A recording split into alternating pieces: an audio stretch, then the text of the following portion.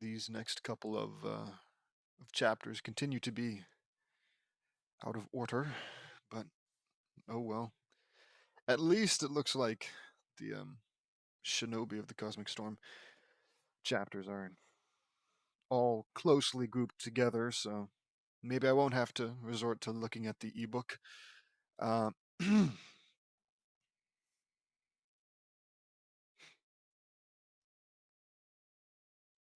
Anywho, chapter 191, Horrors from the Frozen Tundra. What is wrong with me? In another dimension, set in 1982, a snowcat was leaving the burning ruins of Thule Station in the frozen wasteland of the Antarctica. This is the thing, isn't it? This is the thing. Oh, yeah, it might be. In it was a woman named Kate Lloyd, who has been severely frightened by the nightmare of the terror of the thing. As she was driving the snowcat, the wind picked up and the snowcat was sucked in through a wormhole. Oh. Code Kate Lloyd. I don't know who that is. Like, I know there's two Thing movies, right? One is like, well, there's the original and then there's a prequel, I believe.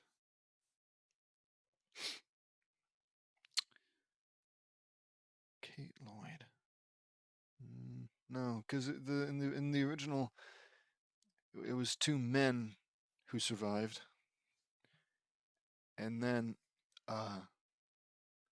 in the prequel, we know everybody's dead because we literally see anybody who did survive die in the original. Sorry for spoilers, but whatever.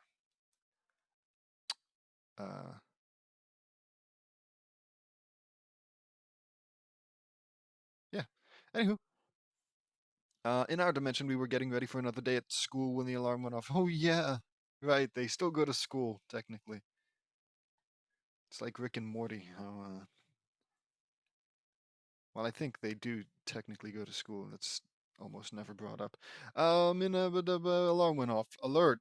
Code dimension jump in progress. That's not like if it's a code for something, it should be shorter. But whatever. Says a computer. Where is it at this time? Where is it at this time? I ask. A computer popped up and triangulated the position, and it was over by Royal Woods Elementary School. It's by the elementary school. How convenient, I say. We flew out over to the school and saw the snowcat fall out of the wormhole, and it closed. That's an Antarctica snowcat. Well, duh, everyone knows that. I say, let's get to it, says Lincoln. Yeah, says Laney. Me very Vince. I feel like there's something in the back of my throat. I don't have any water with me. That's a big mistake. Whatever. Me very Vince, Carol, and Lincoln caught it and set it on the ground gently. Carol opened it and found Kate unconscious. We have someone in here, says Carol. Carol checked her. She's alive. We got to get her to a hospital, says Carol. Right, I say. Yeah, just use your healing waters, numbnuts. I mean, Varie's with you. Yeah, Varie, I know for a fact, can heal people. Whatever. Carol takes her out and we rush over to the hospital. 2 hours later, Kate woke up in a hospital room in a bed. Are you all right? I ask. Yeah, where am I? Asks Kate. You're in Royal Woods Hospital in Michigan. We found you in a snowcat after landing it in front of the elementary school and brought you here unconscious. Thank you. Wait a minute. You all stay away from me, says Kate, paranoid. Oh. Clearly, James knows a lot about paranoia, and as he is clearly, perfectly, might I add, displaying it now. Just take it easy. We mean you no harm, I say. She's paranoid, says Naruto. Oh. What is your name? I ask. Kate Lloyd, says Kate. I gasped when I heard her name. You were in Thule Station down in Antarctica? I ask. How did you know that? She asks. We saw a movie based on what you went through, I say. I hand her a DVD case for the movie The Thing from 2011. Yeah, because that's nice. Yeah. Oh, she's paranoid, clearly out of a high stress situation. Here's a little box containing your entire life story. I'm sure that won't fuck you up at all. Oh, F bomb in the first, what, 5 minutes? Damn. You bring out the worst in me, James. DVD from 2011. There's a movie based on what I've been through. Wait, The Thing wasn't made in 2011, was it? I thought it was much older. There's a movie based on what I've been through? Asks Kate. Yeah, it's about a shape-shifting alien monster that imitates life forms perfectly. Well, not perfectly. I guess they only really drop it when they've been caught. Or if they want to kill somebody.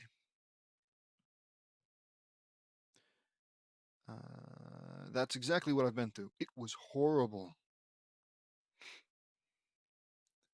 Says Kate. It's a nightmare no one ever wants to go through in 100,000 lifetimes, I say. So the movie The Thing is real? What do you mean? So the movie The Thing? Oh, she's asking if like what the movie The Thing is about. Yeah, no, it's 1982. Oh, okay. So this must be the original came out in 1982. The Thing 2. Oh, dang it.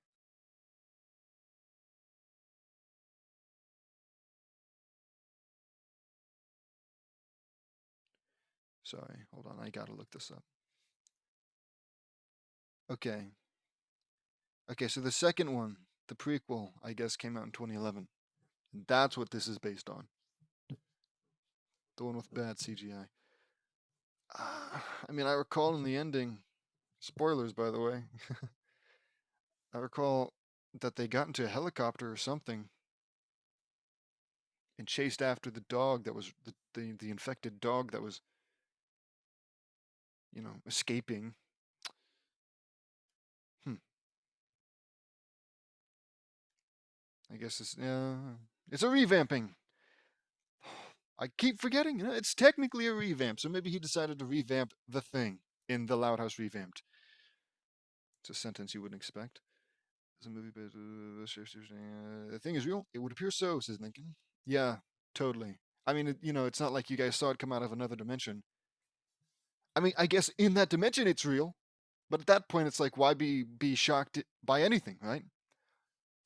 Like in another dimension, the freaking Smurfs are real. You wouldn't see me being all like, "Oh my god, that's crazy." No, I wouldn't. Because I know if there's infinite dimensions, then chances are everything that is fiction in our universe could potentially be real in another. Whatever. Whatever. It would appear so. That is a 100% scientific possibility because of the infinite possibilities in parallel universes. Well, shit. I just said that. I really ought to just read more than. And then I can start talking. Okay, that's horrible, says Lily, with two L's, Mermaid Lily. Lilade, Mermily, Mermy, Mermaid Lily. Whatever. Kate, tell us what happened, I say. I don't ask, I command. Well, I have calmed down. Well, I was called down to Antarctica to look at a specimen that the Norwegian Camp Thule station found, and it was estimated to be around 100,000 years old. We found it in a block of ice, carved it out, and carried it back to Thule station. We decided to take a tissue sample, but I thought it was a bad idea. And it broke out and began to wreak havoc on the camp, says Vuri. Hey, Vuri, that's kind of rude. She's telling a story, you dick. Yes, we torched the creature as it was imitating Henrik, and we brought it back to the lab for analysis. We saw that it was trying to absorb Henrik. I took a tissue sample and saw the creature's cells imitating him, says Kate. The thing's cells were latching on to the original cells and becoming them, I say. Yeah, yes, they were imitating him, copying him perfectly, says Kate. A perfect imitation, says Luna. Making it incredibly difficult to find out who is human, says Lynn. Yes, says Kate. That is horrifying, I say. Yes, says Kate. Is this what you saw? I ask. I use my powers and oh my dude! I use my powers and show the Thing virus imitating process in action. The Thing virus latched onto the red blood cell and it destroyed it and transformed into the cell. Okay. I think he was just like, I don't know, making a little projection or something of what was happening because that's so important. For a minute, I thought he was using his powers to, turn into the Thing, which, bad taste considering what she's just been through. Whatever. That is a perfect imitation, dude, says Luna, who wasn't fucking there. I feel like Kate should be the one to say that, if anyone's qualified to label it as such. And that one cell was enough to take over him completely, I say. Yes, that was amazing. How you did that? Oh, goody. Let's all introduce the powers. Yeah, we haven't had a 10-minute character introduction scene. That was amazing how you did that, says Kate. Yes, I have many powers, I say. Most of us do, says Vince. Yeah, I say, I believe it. Okay, fuck me, fuck me, fuck me. What happened next was a nightmare. I found a huge puddle of blood in our shower, and I found fillings from someone's teeth. The thing can copy cells, but not inorganic material, says Kate. That's an interesting find, I say. Weird, says Lana. Yes, it spits them out. You're all still human because you have earrings and jewelry on. um, earrings and jewelry.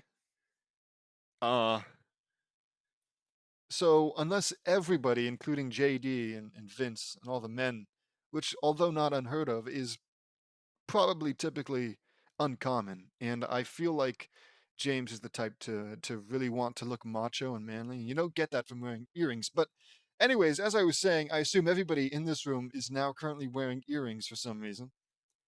And I know she said jewelry, and that could be necklaces and such, but I mean, that's stupid.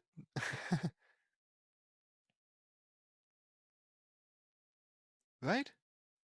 I'm not crazy, right? It could just put on jewelry. It's not like because it couldn't imitate a guy who has an ear piercing because it can't create metal. So it would just, not have that ear piercing, whereas the original would. But it's not like a necklace, oh, you don't see a guy, you're not in a thing scenario, and you see a guy who usually wears a necklace without his necklace on, and you're like, that's the thing. But it turns out that maybe it was just that the guy took off his necklace.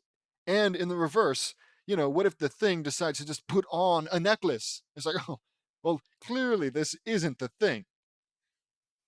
Whatever, man.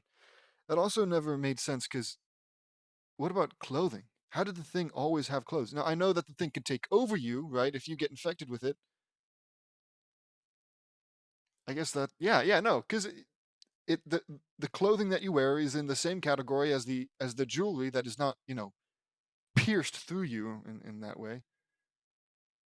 It falls under the same category where it's just like it it's already being worn, so when the thing takes you over,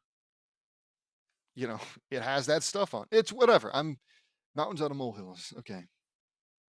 But look, I feel like he's gonna say at the end of this that it's his favorite movie, but he can't even friggin' get this simple thing right. Because you can't just say jewelry, right? Piercings, sure. Fillings and maybe braces, sure.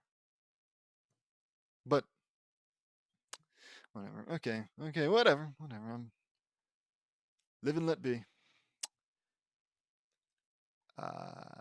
Earrings and jewelry on. That's right, I say. I fear that a helicopter was in danger. I feared that a helicopter was in danger, and I tried to flag it down, but the thing was on board and it crashed in the nearby mountains. Says Kate. We all gasp. Oh man, did anyone make it out? Asks Eileen. Yeah, but I'll tell you that later. It might be important now, but whatever. I tried to tell everyone about that the thing was still among them, and that it could be any of them. If the thing made it out of Antarctica, millions of people could die. Says Kate. It wouldn't just be millions, it would be the end of the world. The entire human race would be wiped out by the thing. I say, yeah, nobody believed that it was still among them. Okay, well, that's nice. Yeah, nobody believed that it was still among them. My friend Juliet believed me, and we were going to take the keys to the snowcats and prevent anyone from leaving. But I found out that Juliet, or is it Julietta? Whatever, Juliet was a thing. We gasped, as if we hadn't already watched the movie. Is that what she looked like? Is this what she looked like? Asks Brittany. Brittany used her magic and showed the Juliet thing. Okay, well, now it's. Come on, man. That was her friend, right? Yeah, don't show her that stuff. Yes, that's what I remember, says Kate. That is really horrific, says Carol. I think I'm gonna be sick, says Sakura. That still freaks me out, says Lola. Juliet thing by Arrogant. Arrogant. Good for you, Arrogant. Right? I think maybe sick. That freaks me out. Says Lola. I was horrified when I saw that. I say, I can't believe that the thing can turn you into a horrific and gruesome monstrosity, says Vuri. I can't either, says Fu. Yes, that's what I saw, and it killed Carl, and we burned her, says Kate. The thing doesn't like fire, and it will destroy its cellular structure. I feel like that's true for most people, though, right? I don't like fire because it can destroy my cellular structure. Whatever, that's right. We locked the whole camp down and nobody trusted anybody, says Kate. Oh man, that's what the thing is capable of. It causes dissension among everyone because it imitates life forms perfectly. There's no way to tell who is human and who is not. It turns friends into enemies and causes total distrust among everyone because of fear and paranoia. That's right, says Kate. That is awful. What's a nightmare worse than the That's a nightmare worse than the darkest pits in the netherworld, says Lincoln. No kidding, says Linka. It's a horrific and terrifying sight and scenario, says Gabriella. Can we move on, please? Yes, we tried to conduct some kind of test to identify who's human, and then we were going to kill it that way. But the lab was sabotaged and on fire. Excuse me, says Kate. How did that happen, Kate? I ask. I have no idea. We found out later that Edvard was a thing. Edvard, says Kate. Is this what he became? Says Brittany. Brittany showed the split face thing. That's him. He was a fusion of Adam Finch and Edvard, says Kate. That was a terrifying scene. I never liked that scene. You know, like being, oh man, what's the word? Whatever, being like integrated while you were alive and conscious. That's not good. I don't like that. I think that's bad. Why not just the actual pictures from the movie though? Right? I mean, because it's not like James made these himself. At least not this one. Whatever. I keep dang damn it. Okay.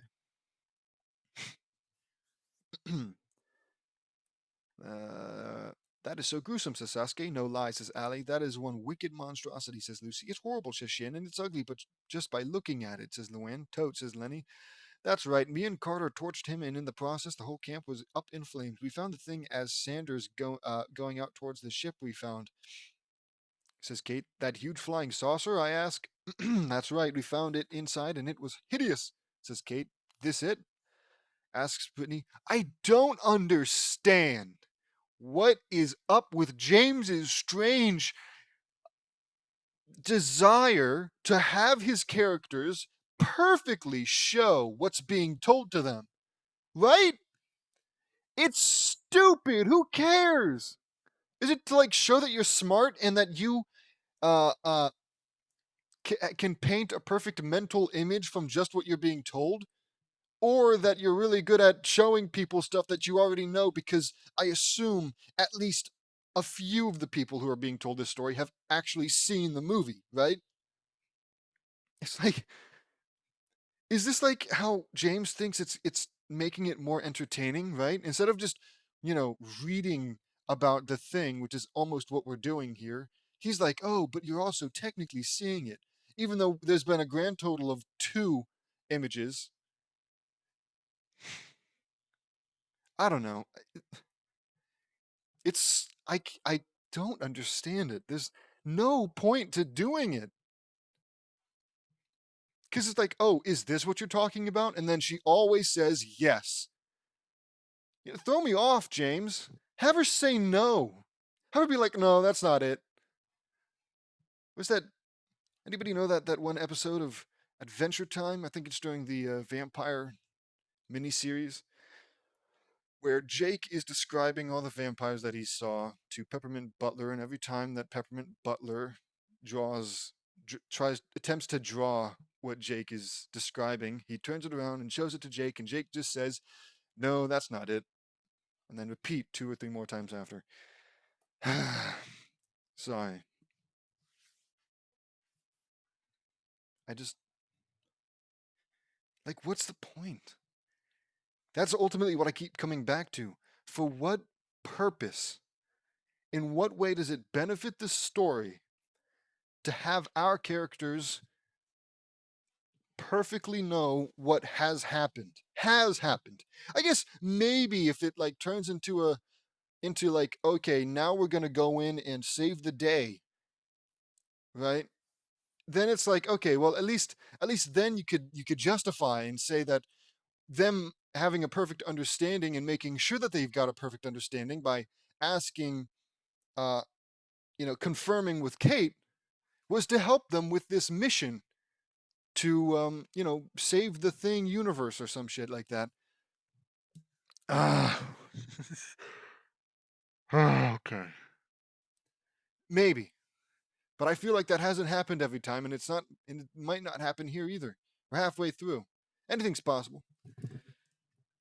Okay, please, but seriously, somebody let me know what is up with that. Okay, that's right.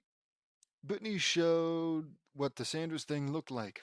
Yes, that's him, says Kate. That's even more uglier than all the others put together. That one still, I say, that one still scares me to this day, says Mary. I don't know who Mary is. This one, I mean, yeah, it's kind of scary, but still, I think the split face here is worse.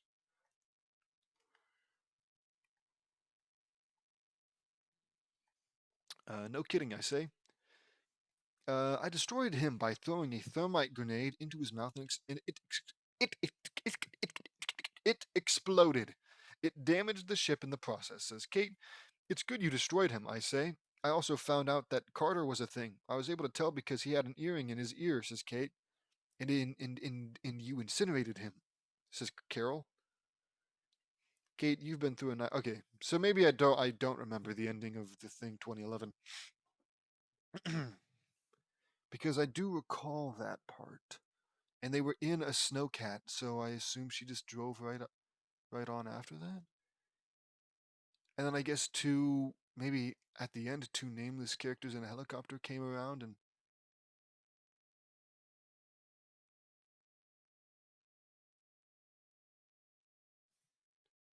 But how would they have known that the dog was a thing?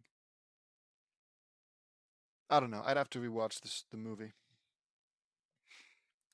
I just know that 2011 ended with like two people in a helicopter chasing after a thing dog, and that's how the thing 1985 started.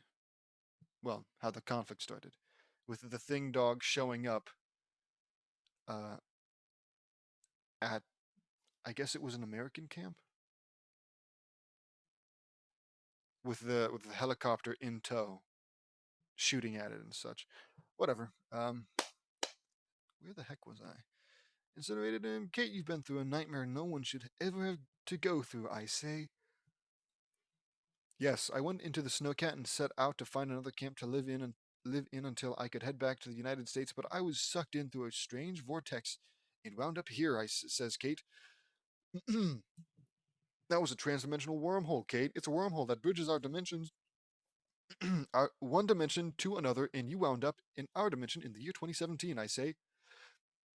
So I'm 35 years into the future? Asks Kate. In a way, yes, says Lisa. We never introduced ourselves. I'm JD Nuts, and oh, goody! I was wondering when this would show up. You know how I said we're halfway through? Well, by the end of this little introduction section, I'm sure we'll be all the way through. Ha ha ha ha ha. It's not impossible. That's why I didn't actually laugh. Because it's not funny. In a way, yes, says Lisa. We never introduced ourselves. I'm JD Nuts, and says me. I'm Vuri Nutson, JD's fiance, says Vuri. I'm Vince Pusateri, says Vince. I'm Eileen Carter, says Eileen. I'm Allie Nutson, and these are my siblings. Brittany nods. Anna nods. Mary nods. Jesse nods. Jared nods. Nicole nods. Natalie nods. And Shannon nods. Says Allie, I'm Heidi Nutson, and this is my little twin, what do you mean little twin brother? Oh.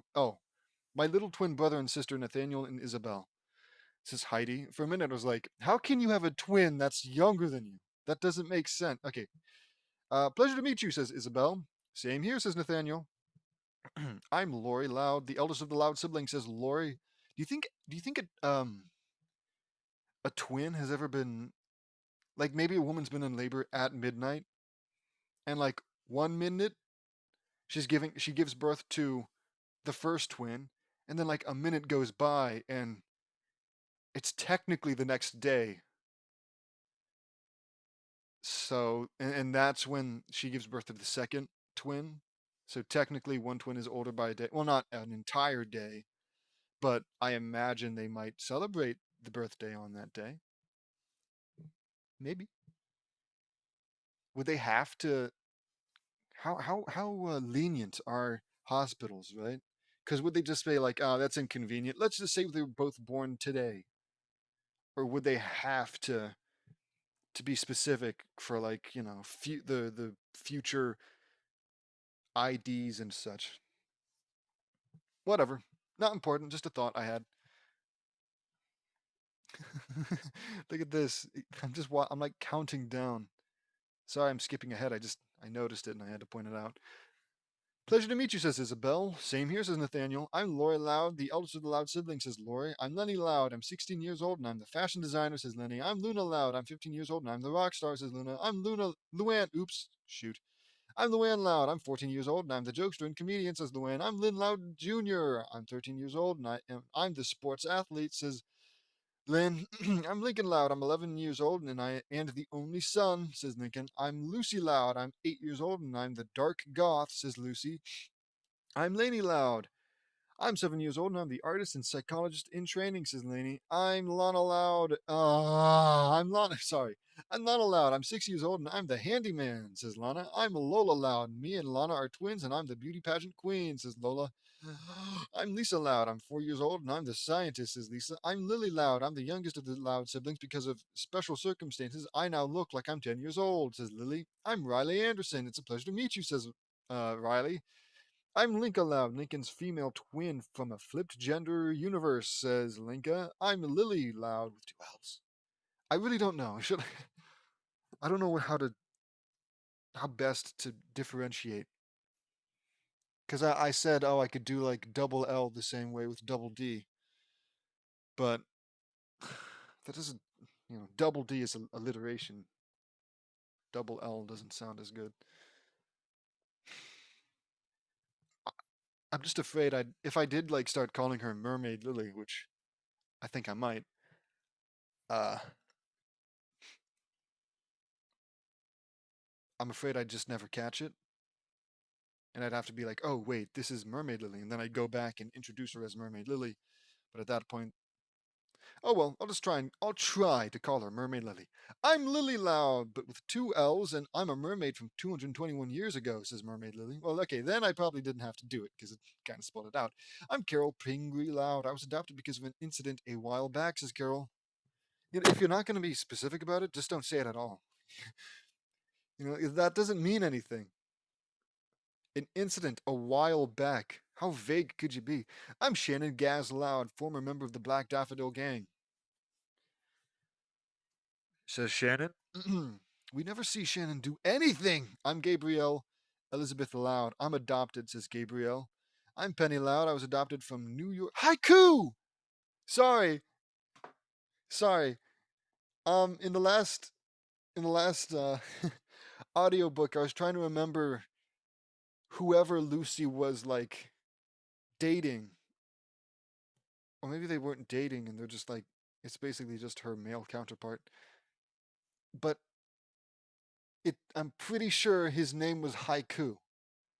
Sorry, I don't know what caused that to snap into memory. So, I'm Gabrielle Elizabeth Loud. I'm adopted, says Gabrielle. I'm Penny Loud. I was adopted from New York City, says Penny. I'm I'm Joan of Arc. I'm from another dimension in the 15th century, says Joan. I'm Marie Antoinette, 18th century Queen of France from another dimension, says Marie A. I'm Catherine Vale, former vampiress from the 19th century, says Catherine. I'm Mary Kanker Loud, adopted because of a former bad lifestyle, says Mary L. I'm Carrie White Loud. I was adopted, says Carrie. I'm Naruto Uzumaki Namikaze, JD's little brother. That is not true, says Naruto. Why don't you just say, have they officially adopted Naruto? Because I don't think they have. Anyways, I'm Sakura Haruno, says Sakura. Oh my god, I'm Fu. I don't have a last name. I'm Jerry Katao. It says Jerry, and I'm Sasuke Uchiha, says Sasuke. It's a pleasure to meet you all. Oh, really? We're done already? There's so many more. What about Woody friggin' Woodpecker? Who even remembers? When was the last time Woody had anything to do? That's like my measure of how long time has passed. You know, whenever I'm like reflecting and I realize, wow, Woody Woodpecker hasn't done anything in a while. That's how I know it's been a good many chapters. Because like there are long stretches, and then he does something, and I'm like, oh, okay. And then I don't bring it up, and then another long stretch goes by, and I'm like, when the hell is Woody coming back? Okay. It's a pleasure to meet you all. I'm sorry I acted so paranoid back there, says Kate. Oh yeah, she's just nice and over it now. It's all right. Fear and paranoia can cause a lot of strange things to happen. I say, thank you all for helping me, but I have to know where to go. How convenient. I have nowhere to go, says Kate. I wouldn't say that, Kate. We live in a huge mansion with a lot of room, I say. I would like that. I have a feeling that I'm going to need a lot of rest after everything that happened down in Antarctica. Antarctica. Antarctica. Antarctica. Antarctica. Hmm. I never realized how strange it was to say. I can tell. The doctor said you only had minor injuries, but it was nothing serious, I say. That's good. Says Kate. Kate was cleared to leave the hospital, and she was shown to her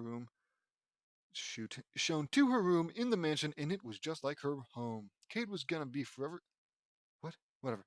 Forever haunted by the nightmare she went through. At dinner, Kate was still in a state of fear. Kate, it's gonna be all right. As long as we are here, nothing is gonna happen to you. The thing may have scarred you for life, but it's all over now. Hey, numbnuts, if you're scarred for life, it doesn't matter how over it is, it's for life.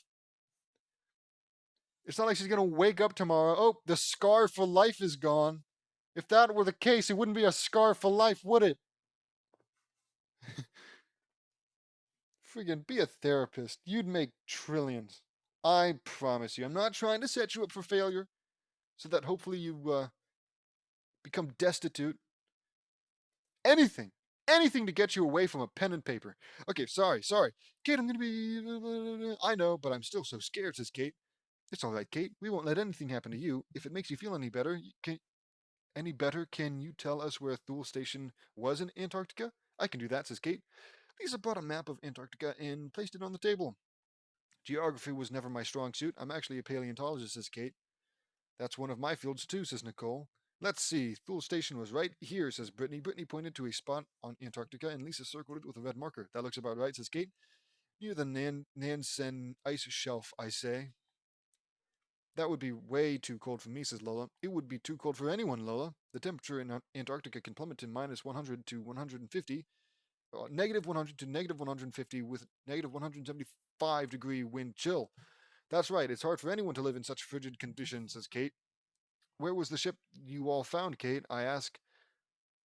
Kate pointed to the line at 5 miles north of Thule Station.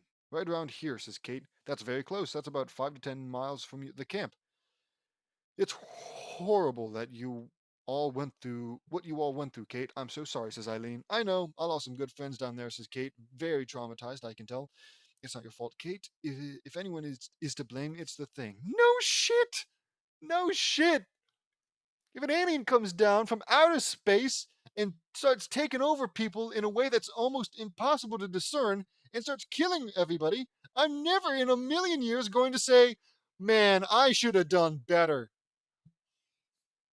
I guess maybe she should have fought harder against, the idea to take a sample from the creature, which is what they did, and that's how it escaped. But at the end of the day, who could have known that this alien was like the worst kind of alien?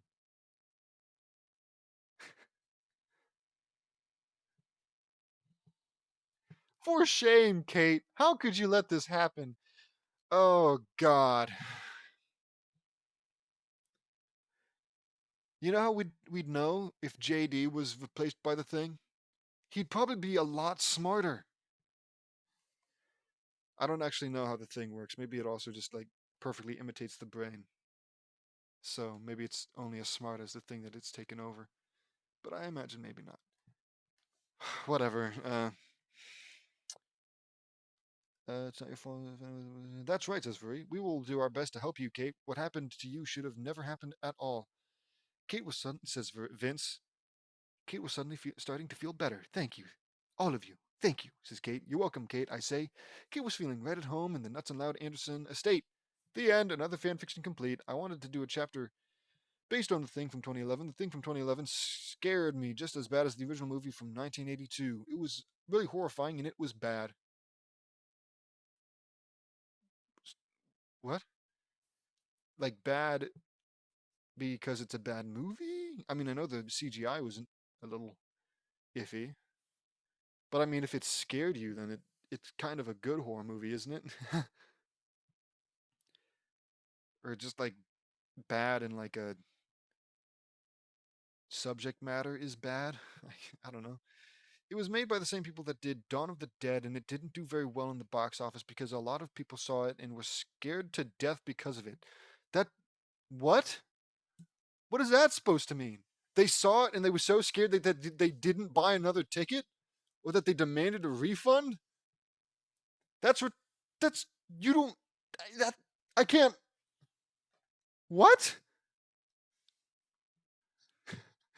It didn't do very well because a lot of people saw it and were scared. If a lot of people saw it, then it did well. And if a lot of people were scared, then it did a good job. I'm confused, James. What's happening? It is going to start storming pretty soon. What's the logic? Make it make sense. Okay, both movies of The Thing gave me really bad nightmares for a long time, and they were horrible. I know I've said this a million times, but The Thing scared me to death, and it was a horrifying sight. But let me know what you all think. Hated it. This chapter takes place before White Hair, so that's why. Okay, because White Hair is next. I think. Well, it's definitely one of the ones that are next. See you all next time. What a friggin' wonderful. It didn't do very well because a lot of people saw it. Okay. Chapter 192, White Hair Done My Way. Seems like this might be proper, uh, another proper. Sorry, I keep looking outside. It's raining now. I like the rain. Anywho, another proper House episode revamp. In another dimension very similar to ours, a rabbit named Warren is getting ready for school to impress the new girl. However, in this dimension, Warren has 25 sisters, as he is the only male rabbit in the family with 26 children. He was dressed as a hoodlum and was about to sneak out the door when his sisters stopped him. Is it supposed to be like, rabbit version of a rabbit version of the Loud House?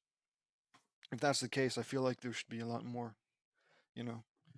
Rabbits breed like rabbits, and I feel like only 26. Because, like, the average rabbit family is maybe 26 children. I could imagine. I don't know. I'm talking out my ass.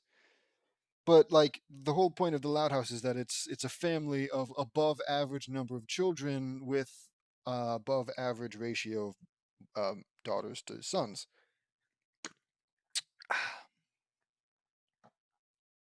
So, if in a rabbit family, 26 might be the average. So above average would be like, I don't know, 100. How many what that Horton Hears a Who character? The I don't know. The mayor, I think. He's the mayor of the spec. And he's got like maybe 100 kids and one of them's a boy and all the rest are girls. That is literally the Loud House. I don't know. Just kind of thought about that just now. Anywho, he was dressed as a hoodlum, stopped him. Hold it! Say the rabbit sisters off screen. Hey, morning, ladies, says Warren. Why are you dressed like a hoodlum from the wrong side of the forest? Asks Beatrice. Yeah, what's the sitch? Asks Geez, I feel like I'm gonna vomit. Asks Bippa. Bippa? In a British accent. Is this maybe it's 26 because he's counting all the extra sisters that were added on that he added on. Maybe. Because maybe this is Brittany. Says Brittany's British. Yeah, what's the sitch? There is no sitch, says Warren. Warren, I've come up with some topics for you to discuss with the new girl, says Danny on the walkie-talkie. Danny's clad as a beaver. New girl? Exclaimed the rabbit sisters. Oh, I'm not full screen. Oops. New girl, exclaimed the rabbit sisters. Butter lettuce. Is it butter or is it lettuce? Discuss, says Danny on the walkie-talkie. Danny, I'll call you back. Says Warren, turning off the walkie-talkie. Tell us everything about her, says Betty. There's nothing to tell, Betty. It's just a new girl at school, says Warren. I hate her already, says Brenda. Fuck you, Brenda, you dick. You don't even know her, Brenda, says Warren. Neither do you. That's why we're helping. Oh, I love matchmaking, says Brandy. What's the use? Life's just an endless stretch of misery, occasionally brightened by despair, says Bella. I think your chakras need some, realignment, Bella, says Bodhi. Look, guys, I captured the moment in oils. I call it Portrait of a Clueless Boy Being Saved by His Sister, says Bianca, painting a picture. By the way, how come Clyde's counterpart is the only one we get introduced to? I can assume that Bianca is Lainey and that Bella is Lucy, but, whatever. Guys, I don't need your help, says Warren, pushing his sister's back. Warren gets a text from Bridget saying, yes, you do. No, I don't, Bridget, says Warren. Yes, you do. By my calculations, the chances of you successfully courting said new girl. Courting? I thought it was courting, like Court. Maybe I'm wrong. Said new girl without our help are an abysmal 25 to 1. Okay. So 4%? Yeah. Yeah. You multiply it. Yeah. Yeah, I'm quite used to those odds, says Warren. In a state. Oh, because that's as many sisters as he has. In a state of panic. Wait, my bad. But what if your plan doesn't work? What if you ruined your chance to make a good first impression? What if you grow old and alone? What if I grow old and alone? What if the world ends tomorrow? What if Book is interrupted by Warren? Guys, I'm running out of time. Now if you excuse me, I'm leaving, says Warren. Oh yeah, mate? And just ow, oh my lord, wait. He's writing in the British. He's writing in the British accent. Oh yeah, mate. No, that can't be right. Just how do you plan on getting past the 25 of us? Well, I plan to run, asks Bippa. Well, I plan to run, says Warren. Get him, says Betty. This calls for some chase music, says Barbara. I don't have any. I didn't have this on my to-do list for the day, but what the heck, says Belinda, checking her list. Warren, why are they all B names? But Warren is a W. They all had L in their name when they were, the Louds. Lincoln Loud, Lacey Loud. Lacey? Whatever. You get the point, though. I'm just saying that maybe Warren should have a B name. Anyways, Warren, if you stop this instant or I'm telling Mom, says Bernadette. Look, shiny object, says Warren. Ooh, where? Huh? Says Blair, confused. Betty tries to grab Warren, but missed. Grab him, Beth, says Betty. Huh? What? Snores Beth. Bailey blows her whistle. Ugh. Beth, get in the game, says Bailey. Go. She falls back asleep on the couch. Okay. I'm confused what's happening.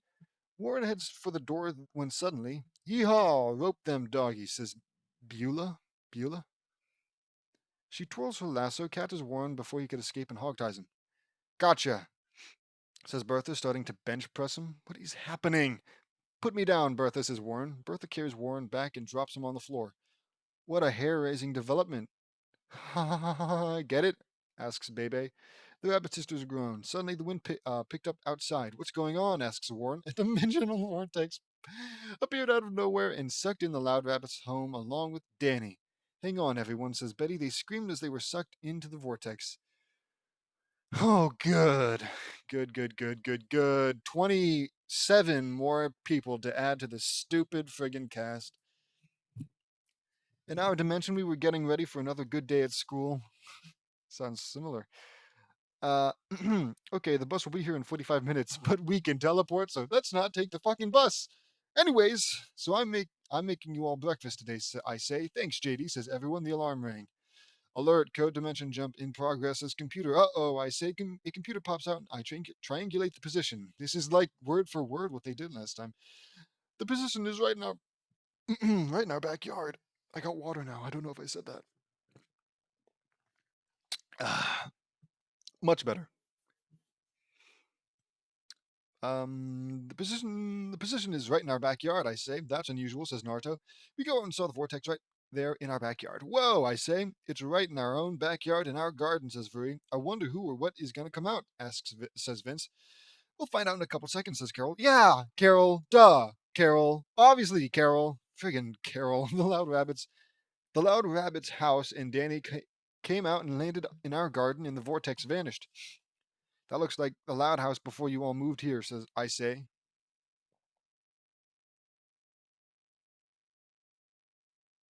What? Wait, so their entire house came with them? Okay. Is it a big house? Because I kind of assumed it was like a burrow or something. Like rabbit burrow. Is it a small house?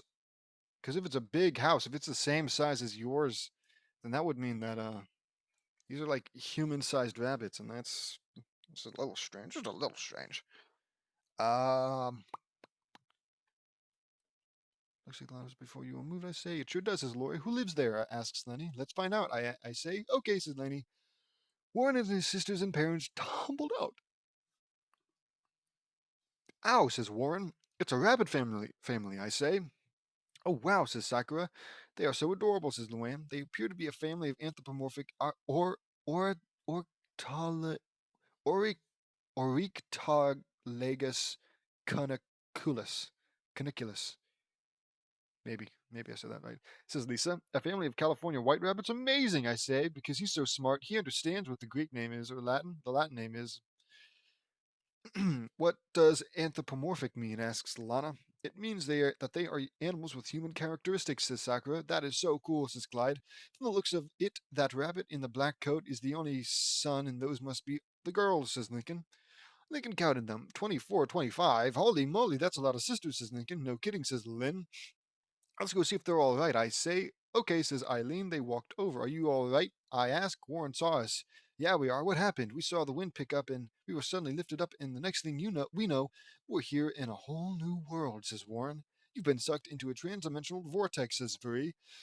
It's a wormhole that leads from one dimension to another, says Eddie. My nose is itchy. Oh, that is so cool. We should introduce ourselves. Please do.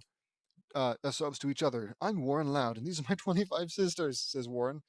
Pleasure to meet you. I'm Betty, says Betty, Commander Rabbit. I'm Brenda, says Brenda, Judgmental Rabbit. I'm Bella, says Bella, Goth Rabbit. I'm Bodie, says Bodie, Zen Rabbit. I'm Bridget, says Bridget. I'm Bridget via text, says Bridget, Text Rabbit. I'm Bailey, says Bailey, the Sports Rabbit.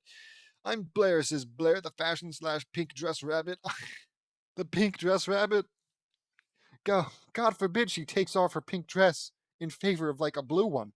Who would recognize her? Okay, greetings, I'm Beatrice, says Beatrice, this smart rabbit. I'm Bianca, says Bianca, the art rabbit. I'm Bernadette, says Bernadette, the megaphone rabbit. Yeehaw, I'm Beulah, says Beulah, rodeo rabbit. I'm Bippa, says Bippa, British rabbit. I'm Brooke, says Brooke, the paranoid rabbit. I'm Brandy, says Brandy, the angry rabbit. I'm Beth, says Beth, the sleepy rabbit. I'm Birdie, says Birdie, the sick rabbit. I'm Bertha, says Bertha, the exercise rabbit. I'm Blanc, says Blanc, the chef rabbit. I'm Bree, says Bree, the clover rabbit. Beverly, says I'm Beverly, says Barbara, the guitarist rabbit. Um, what? So is it Barbara or Beverly? Oh well. Uh, uh, uh, uh, uh, I'm Bebe, says Bebe. Comedy Rabbit. I'm Belinda, says Belinda. List Rabbit. I'm Bernice, says Bernice. Cupid Rabbit. What? I'm Bethany, says Bethany. Luck Rabbit. And I'm Becky, says Becky. Book Rabbit. I'm Danny DeVito. I'm sorry. I'm Danny McBride. McBride. Warren's best friend, says Danny. Note, I don't know the full extent of the Loud Rabbit's names other than the ones that were revealed. Okay. It's a pleasure to meet you all. I'm JD Nuts, and I say we all introduce ourselves. Oh no, please, please. Take up another, half hour of reading with your introductions, you son of a bitch. It's a pleasure to meet you all, says Warren. We still have 40 minutes left before we go to school, so let's get acquainted, I say. That's fine, says Naruto. They got to know each other, and as it turns out, some of the Loud Rabbits have things in common with the Loud Sisters. No! Talk about a twist! I need more water. I should start drinking during these. I'm sure I'd find this infinitely more entertaining if I was blackout drunk. The Loud Sisters quickly became more than friends with the Loud Rabbits. Goody, goody, goody! Lori, so Betty, are you the oldest of the Loud Rabbits? Asks Lori. I am, actually. It's a very hard job trying to maintain order in my family, says Betty. Welcome to my world, Betty, says Lori. You really have your work cut out for you, says Jessie K. I know, Jessie, but you get used to it, says Betty. I believe it, says Joan. Who is my forced version of myself? Asks Carol. Well, Carol, that would be my rival, Catherine, I mean. She is a dear, and she beat me out of becoming homecoming queen in the Forest High School ball. That's stupid. Sounds like a gentler version of me before I was cured, says Carol. What happened, Carol? Asks Brenda. I don't want to talk about it, says Carol. It must have been really bad, says Brenda. Drop it, Brenda! It was Brenda, trust me, says Lori. Lenny! Lenny, Pippa, and Blair were making awesome clothes. I totes love your dress, Blair, says Lenny. Me too, Lenny. You and I have so much in common, says Blair. It's beautiful dresses. What? It's beautiful dresses, says Pippa. Luna!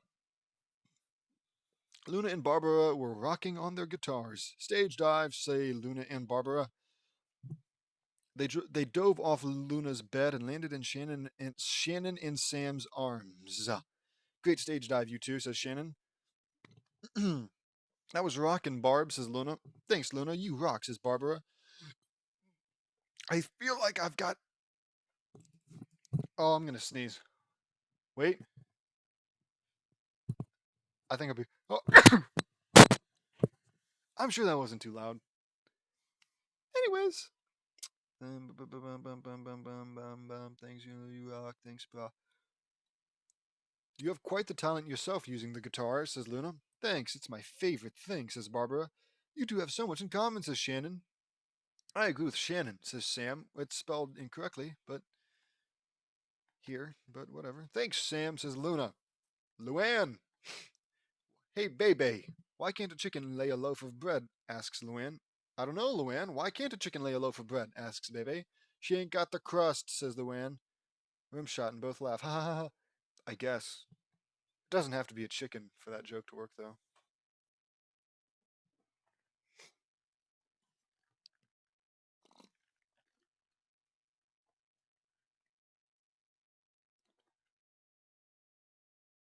Hmm.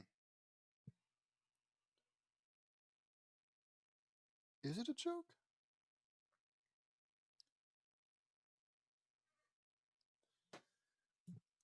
Because, like, saying it can't lay a loaf of bread, that could be applied to anything, you know? Like, why can't the football player play football with a loaf of bread? I feel like maybe the joke should be more like something that's made out of bread being incapable of doing something. Like, why can't the bread chicken cross the road because it hasn't got the crust? I don't know.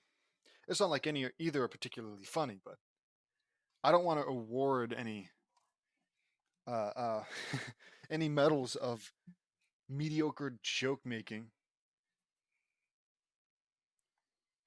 It's more of a participation trophy, just because like yeah you made a joke, congrats. Since James is so very bad at it, but I don't know. I guess I guess maybe somebody would find that funny. Where the heck was I? She ain't got the crust. Ha ha ha. Says the wind. Ha ha ha ha. Good one, you two, says Eddie. Where did you learn that joke? It was crusty.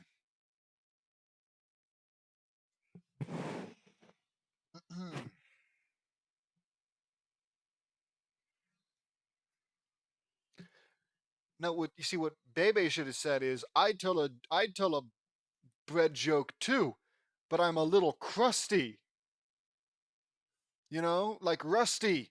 You get to say it's crusty. Yes, crust is on bread. It's not like. And crust was the subject matter of the joke. But you can't just say crusty. I don't. What? Like I need to like learn all of the terminology and like the dissection of a joke and learn all of its parts so I know how to accurately describe why this isn't a joke. But what I mostly I can just say that doesn't make any fucking sense.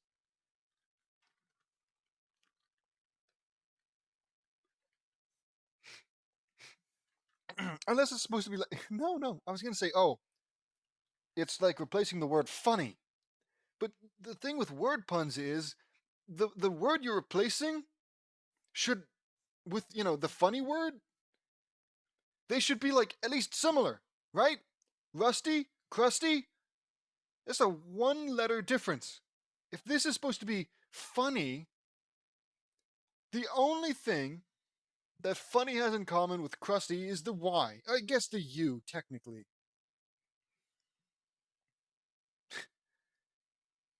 Whatever, okay. Ha ha ha, good one. I learned that one from the Three Stooges, my hero, says the Wan. You like the Three Stooges too? That's awesome. Are they rabbits in your dimension? We have so much in common, Bebe. Do your sisters laugh at your jokes too? Asks Luann. No, they don't. They find them annoying, says Bebe. Bebe. Bebe. I I don't think they are annoying at all, says Marielle. Thanks, Mary, says Bebe. I agree. They are really funny. That whatever. Says Mary A. Marie A. Marie Antoinette. Oh, rain's picking up. I wonder if you can hear it. Probably not. Lynn. Anna, Lynn, Tara, Bailey, Luco, and Bertha were in the gym playing basketball, and Brooke was on the bleachers in fear.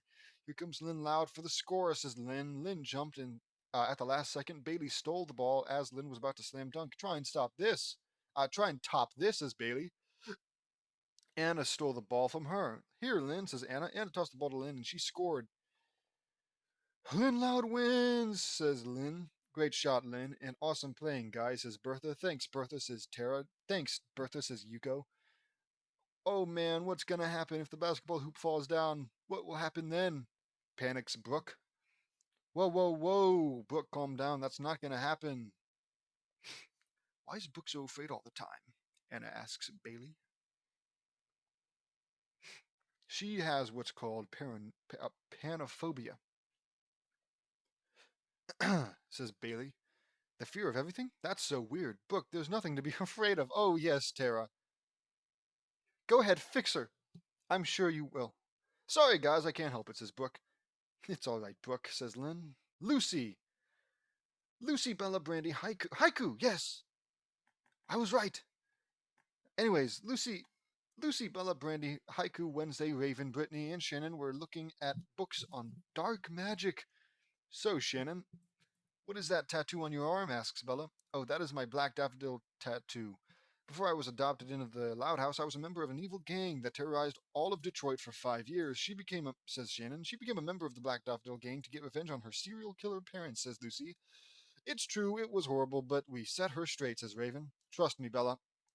Shannon's time as a Black Daffodil was not pleasant, says, excuse me, Brittany. Those people are a bunch of stupid Nimrods, says Brandy, angrily. Whoa, calm down, Brandy. But I know what you mean, says Brittany. Brandy has always had an anger problem. She can't control her anger well, says Bella. It's true, guys, says Brandy. I've known this for a long time, says Brittany. Me too, says Bella. I would assume you live with her. Lainey. Lainey, Blanc, Bianca, Krista, Becky, Riley, Woody. Woody? Dude, what the fuck? What's happening? Did I summon him? My mistake. I was straight up, it's like I was trying to think about haiku in his name, and then suddenly I remember, and then I say his name, and now he shows up in the next chapter, and then I bring up Woody's name, and he shows up in the next chapter. Weird. Okay, weird, weird, weird. Whatever. Lainey, Blanc, Bianca, Krista, Becky, Riley, Woody, and Joey were in Lainey's greenhouse picking hot peppers for more hot sauce, and Becky was reading a cookbook. You are quite a cook, Blanc, says Lainey. Thanks, Lainey. I acquired all my skills from Dad, says Blanc. I can believe it, says Joey in a British accent. Who's Joey? Me too. Add 1 cup of capsaicin extract to the mix, Lainey, says Becky. Okay, says Lainey, adding said ingredient. That's a lot of spice. Can you handle it, Lainey? Asks Krista. I sure can. I have eaten and cooked with the hottest peppers in the world, and they don't bother me at all, says Lainey. You have one ironclad stomach, Lainey, says Riley. Thanks, Riley, says Lainey. Your hot stomach is an amazing gift, Lainey, says Bianca, quickly painting a picture of Lainey triumphing in a hot food eating contest. And her sisters are cheering wildly for her with fire blazing in the background. I call it a victorious and spicy sister. Cool, says Bianca. That is a fantastic picture, Bianca, says Lainey. Thank you, Lainey, says Bianca.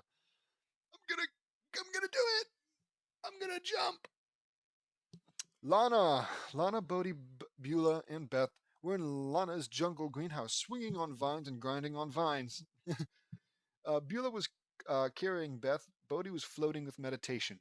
Why is Beth so sleepy all the time? Asks Lana. 'Cause she's sleepy. She has a sleep disease called narcolepsy. That's a lot less fun. It makes her sleepy all the time, says Bodhi. That must be strange, says Lana. Yawns Beth. Yeehaw, swing them doggies, says Beulah. This is fun and good for bonding with nature, says Bodhi. It sure is, says Lana. Lola, Bernadette, Gabriella, Belinda, Bethany, and Allie were having a tea party. So, Bernadette, why do you like yelling through a megaphone all the time? Asks Allie. To help my sisters enforce order more, but mostly I like to be a tattletale, says Bernadette. You are like me in every aspect, says Lola. Jolly good, says Gabriella. Very British. You're one lucky girl, Lola. You should have this 4-leaf clover for for winning all your pageants, says Bethany, giving Lola a 4-leaf clover. Thank you, Bethany, but I don't need it, says Lola. Belinda, how come you like to be organized? Asks Allie. It's like, this is dumb. It's like, why would you walk into somebody's room and be like, why do you like painting? It's because I like painting, dude. Why do you like being organized? Because I like being organized.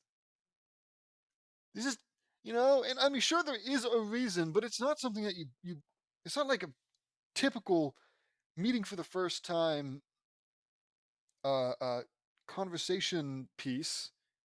Well, maybe for meeting for the first time, but it doesn't apply to everything, right? Like if you walk in and you ask, "Why do you like being organized?" That's stupid. I guess you can ask why somebody likes painting. But it's just ultimately it's all very unnatural. People don't talk like this. People don't act like this. Interact. Thunder. Neat. Ah, it's something I like doing. It's part of who I am, says Belinda. And yeah, you could say that for everybody. Anytime somebody asks, hey, why do you like, you know, blah, blah, blah, just say it's a part of who I am. My friend Double D likes to be well organized too, says Allie. That's cool, says Belinda. Lisa, Penny, Beatrice, Nicole, and Bertie were in Lisa's lab.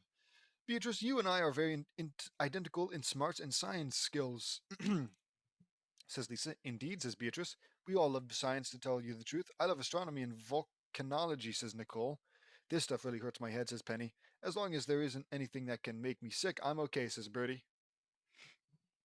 Lily. Lily, Isabel, and Bernice were admiring the beauty of Lily's aquarium room. You have an amazing love for the ocean, says Bernice. Thanks, Bernice. I may be the youngest in my family, but my love for the ocean is great, says Lily. I believe it, says Beatrice. Lily is an amazing girl, and her love of the ocean and protecting all the fish is an admirable feat, says Isabel. Thanks, Isabel, says Lily. Lincoln, Meavery, Vince, Eileen, Lincoln, Warren, Clyde, Linka, Jared, Allenby, Heidi, Double D, Lily. Mermaid Lily, Clyde, Danny, and Bridget were in Lincoln's room reading comic books and playing video games. Danny, you and I have a lot in common, says Clyde. We sure do, Clyde, says Danny. We both have a crush on the eldest siblings of our best friends. I love Lori, says Clyde. And I love Betty, says Danny. You two sure do have a lot in common, I say. You named one thing. I mean, it's a specific thing, sure, but come on. You can't say a lot in common and then name one thing. Whatever. Bridget, how come you communicate through your phone only? Asks Linka. Bridget sent a text to Linka's phone. I am mute, and texting is my source of communication. Oh man, Bridget, that must be reads Linka reads says Linka reading Bridget's text. Oh man, Bridget, that must be tough not to talk. Bridget sends another text. You get used to it. Linka reads. Well, you have a great way of talking. No, you don't. Says Linka. Bridget nods. Some people are born mute and they have to find methods to communicate, whether it be writing in a notebook or typing on a phone or computer, says Double D. Born mute? I don't know if you can be born mute. Right? I mean, maybe there's some birth defect that keeps you from speaking, sure. But the other option is like a mental thing, right? Otherwise, like maybe you just never told how to talk as a baby, taught how to talk. But I feel like babies still make plenty of noise, even if, you know, it isn't eligible or understandable. It's still noise. Whatever, not important.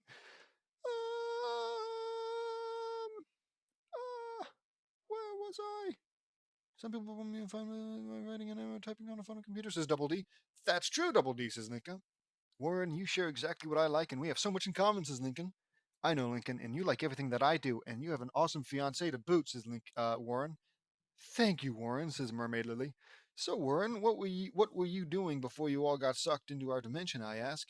I was getting ready for school and dressing up like a greaser, not a geezer, a greaser to impress a new girl at school, and my sister's meddling made it worse, says Warren. Whoa, I know that feeling, I say. Me too, says Lincoln. What do you mean, I know that feeling? JD said that? What? They're not your sister, dude. And I'm pretty sure you don't have nearly as many sisters as Lincoln does, if any. Whatever. Me too, says Lincoln. Same here, says Lincoln. That is so coincidental. Do me and JD have any forest animal counterparts? Asks Vuri. Unfortunately, no, Vuri, says Warren. Wow, so out of all the dimensions and parallel universes we've been to, Warren's dimension is one of the dimensions that we haven't lived in with counterparts, I say. What? One of them? You haven't really been keeping track. I feel like that's happened quite a few times where you've gone to a dimension and not at least you haven't found your counterpart. Whatever. Not important, not important. Uh, some dimensions across the fabric of time and space don't have counterpart versions of us, says Double D. That's unusual, says Mermaid Lily. Yeah, I say. I know how that feels, Dad. You told me all about different dimensions and all that, and it's amazing, says Jared. I agree, says Allenby. Me too, says Heidi. We all now have the loud rabbits in our dimension, and they now go to Royal Woods Elementary School. That's weird. All of them? All of them? I mean, I know rabbits probably don't live as long as humans, but like, shouldn't school be based off of maturity? Or, well, I guess it should be based off of how much you know, right? It doesn't matter if I'm 50 years old. If I didn't get a kindergarten education, I should probably get a kindergarten. I mean, I wouldn't go to kindergarten. I'm sure there are other methods, but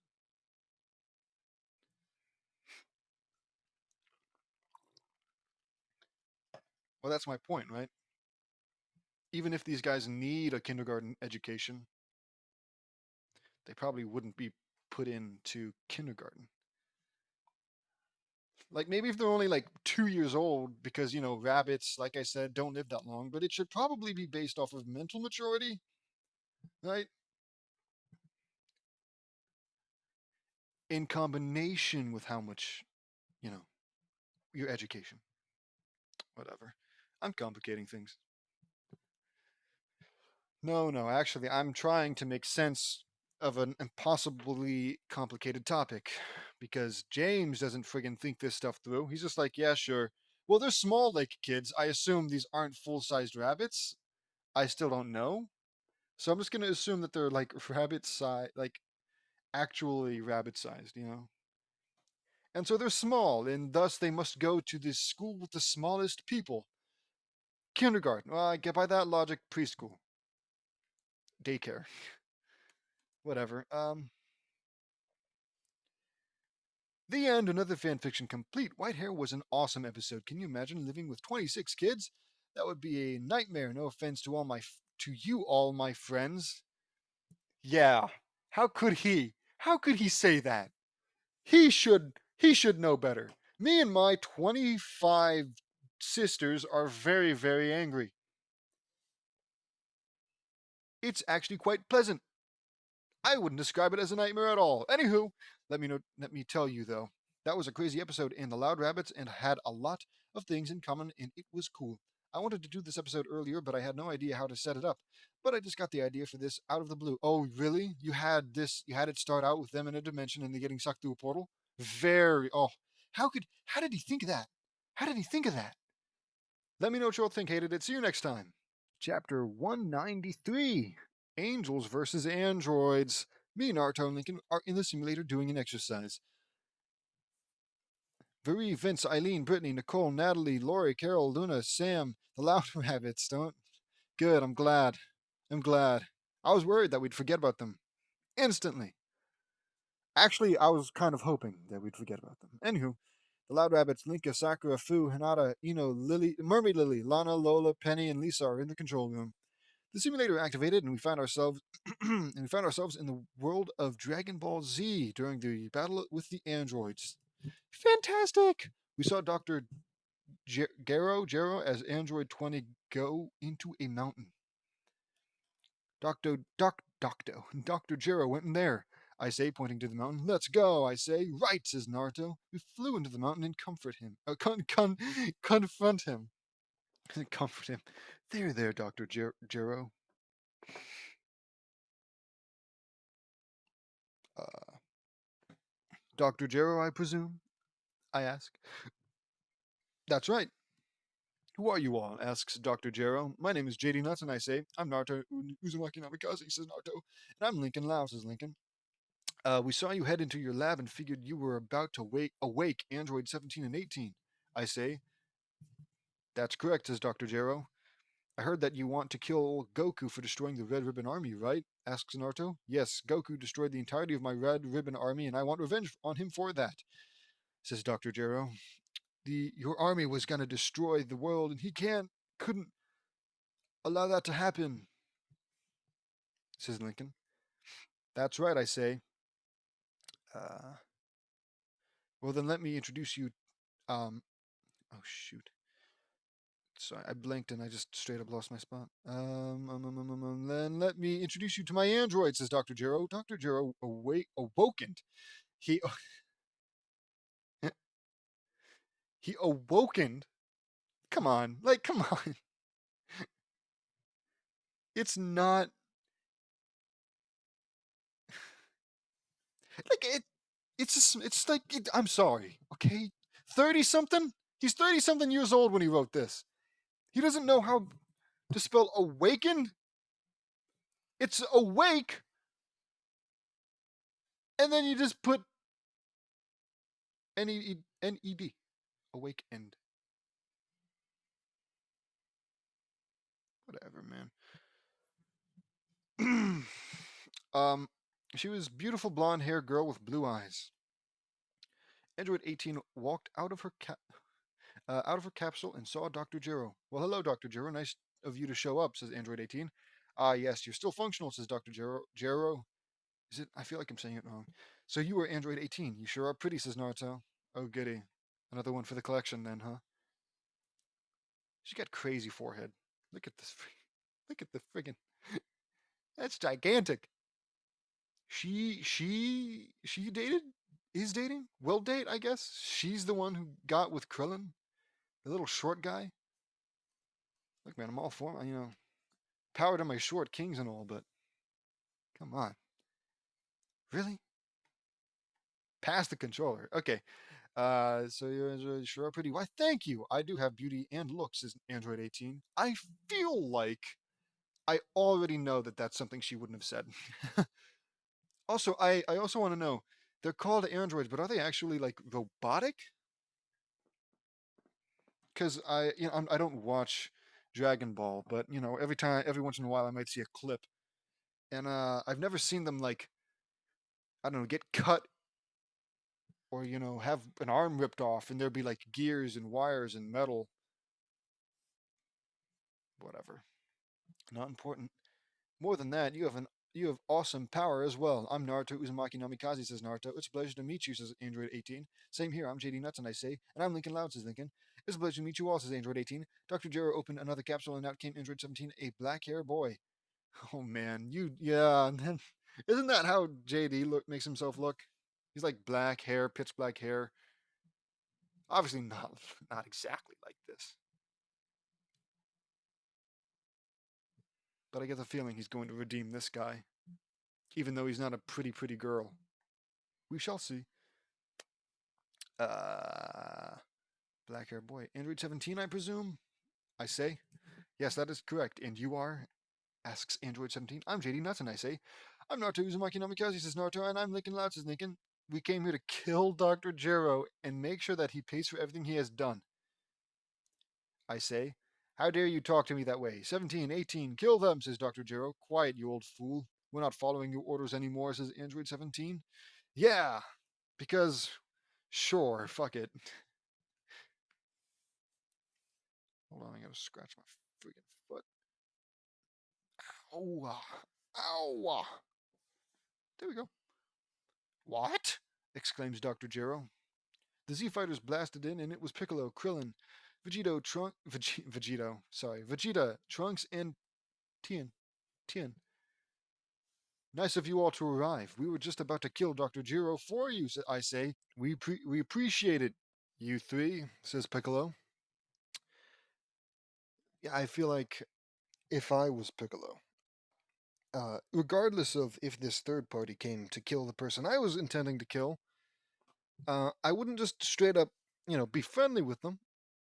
I'd be cautious. These people I've never seen. They came to kill this guy, clearly confident in themselves. Might mean that they're stronger than this guy. Uh,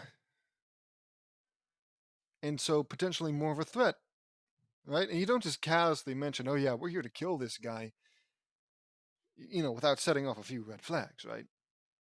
So personally, I wouldn't just be like, oh, thanks, guys. Thanks, guys. Okay. Vegeta saw androids 17 and 18. So these are the big bad androids you warned us about. A black haired boy with a scarf around his neck and a beautiful young girl. I'm okay, asks Vegeta. Yes, these are them, says Trunks. They don't look that strong, says Vegeta. Shut up, Vegeta. Oh man. Shut up, Vegeta. You're overconfident and arrogant, and that will be your undoing. As far as I can tell, you are nothing but a bunch of talk, and that shows that you are nothing but a coward. I say, oh my god. It's Sasuke all over again, isn't it? Dude, at least Vegeta is like funny, right? It's funny how like serious and confident he is. I know that much. I've seen a little bit of Vegeta's actions. Great. Vegeta was infuriated. What was that? He exclaims. You heard me, or are you deaf from talking your mouth off all day? I guess that's kind of an insult. I ask. Shut up, says Vegeta, enraged. Vegeta, oh goody. Vegeta fired an energy blast at me, and I deflected it back at him, and it hit him in the face and sent him crashing into the mountains below. Maybe that will shut him up for a while, I say. You are very strong for a human, JD. How did you get this way, if I may ask? Asks Android 17. Oh my. He chuckles. It's a strange story. When I was a baby, I was exposed to cosmic radiation from outer space, and it mutated me and gave me incredible power. My powers are now omnipotent. Fantastic. I say that's very interesting. Cosmic radiation has some very unpredictable capabilities, and its power is infinitely strong, says Android 18. That's true. Me and my friends are no strangers to this, and it forever changed the dimension we came from forever. I say, I can believe it. Believe it, says Android 17. Enough of this. These people need to be destroyed, and they are responsible for destroying Android 19, says Dr. Jiro. So you created the energy absorbing model, I take it? I say. I was just about to say that, JD, says Android 17. Great minds think alike, despite us both being organic and inorganic. Fucking. What? You're not both organic and inorganic. One of you is organic and the other one isn't. He doesn't even know how to use the word both. He doesn't even know how to use the word both. He. Oh, okay. Whatever. Whatever. I say yes, says Android 17. How very interesting. Unless the androids are organic and organic, and there's some part of JD that is inorganic that I'm not I don't recall ever being mentioned. How very interesting. You succeeded in creating the energy absorbing model, says Android 18. Yes, says Dr. Jiro. It's a shame it didn't work out in the way you had hoped, says Android 18. No, it didn't, 18. Vegeta blew him to scrap metal. I say, yeah. Also, I can tell that Dr. Jiro has plagued your lives for far too long, says Naruto. You want us to kill him for you? I ask. Be my guest, says Android 17. With pleasure, I say. I fire an energy blade at Dr. Jiro and it slashed off his head and his body exploded because fucking sure. Kaboom! Dr. Jiro's head was still talking. You monsters won't get away with this, says Dr. Jiro. I jump up and crushed his head and killed him. Fantastic. Our heroes, ladies and gentlemen. He sure didn't know how to shut up, did he? I ask. I agree, but thank you, says Android 17. No problem. He got what he deserved in the end. Also, I want to see how strong you are, 17. Let's fight on someplace far away from civilized areas. I say, of course, says Android 17. I know just the spot. Follow me, I say. I used instant transmission and beamed us to a remote island. Here we are, I say. Android 18, you want to talk while fireworks go on? Asks Naruto. Sure, I want to get to know you better, Naruto, says Android 18. Okay, says Naruto. Naruto and Lincoln sat down with Android 18. I was facing Android 17. Being mutated by cosmic radiation must have been a very beneficial gift for you, JD, says Android 17. It's a huge gift for me, and with great power comes great responsibility. Shut the fuck up. Now I'm going to be fighting at full power, so brace yourself, I say. I unleash the full extent of my strength and power and go Super Angel 3.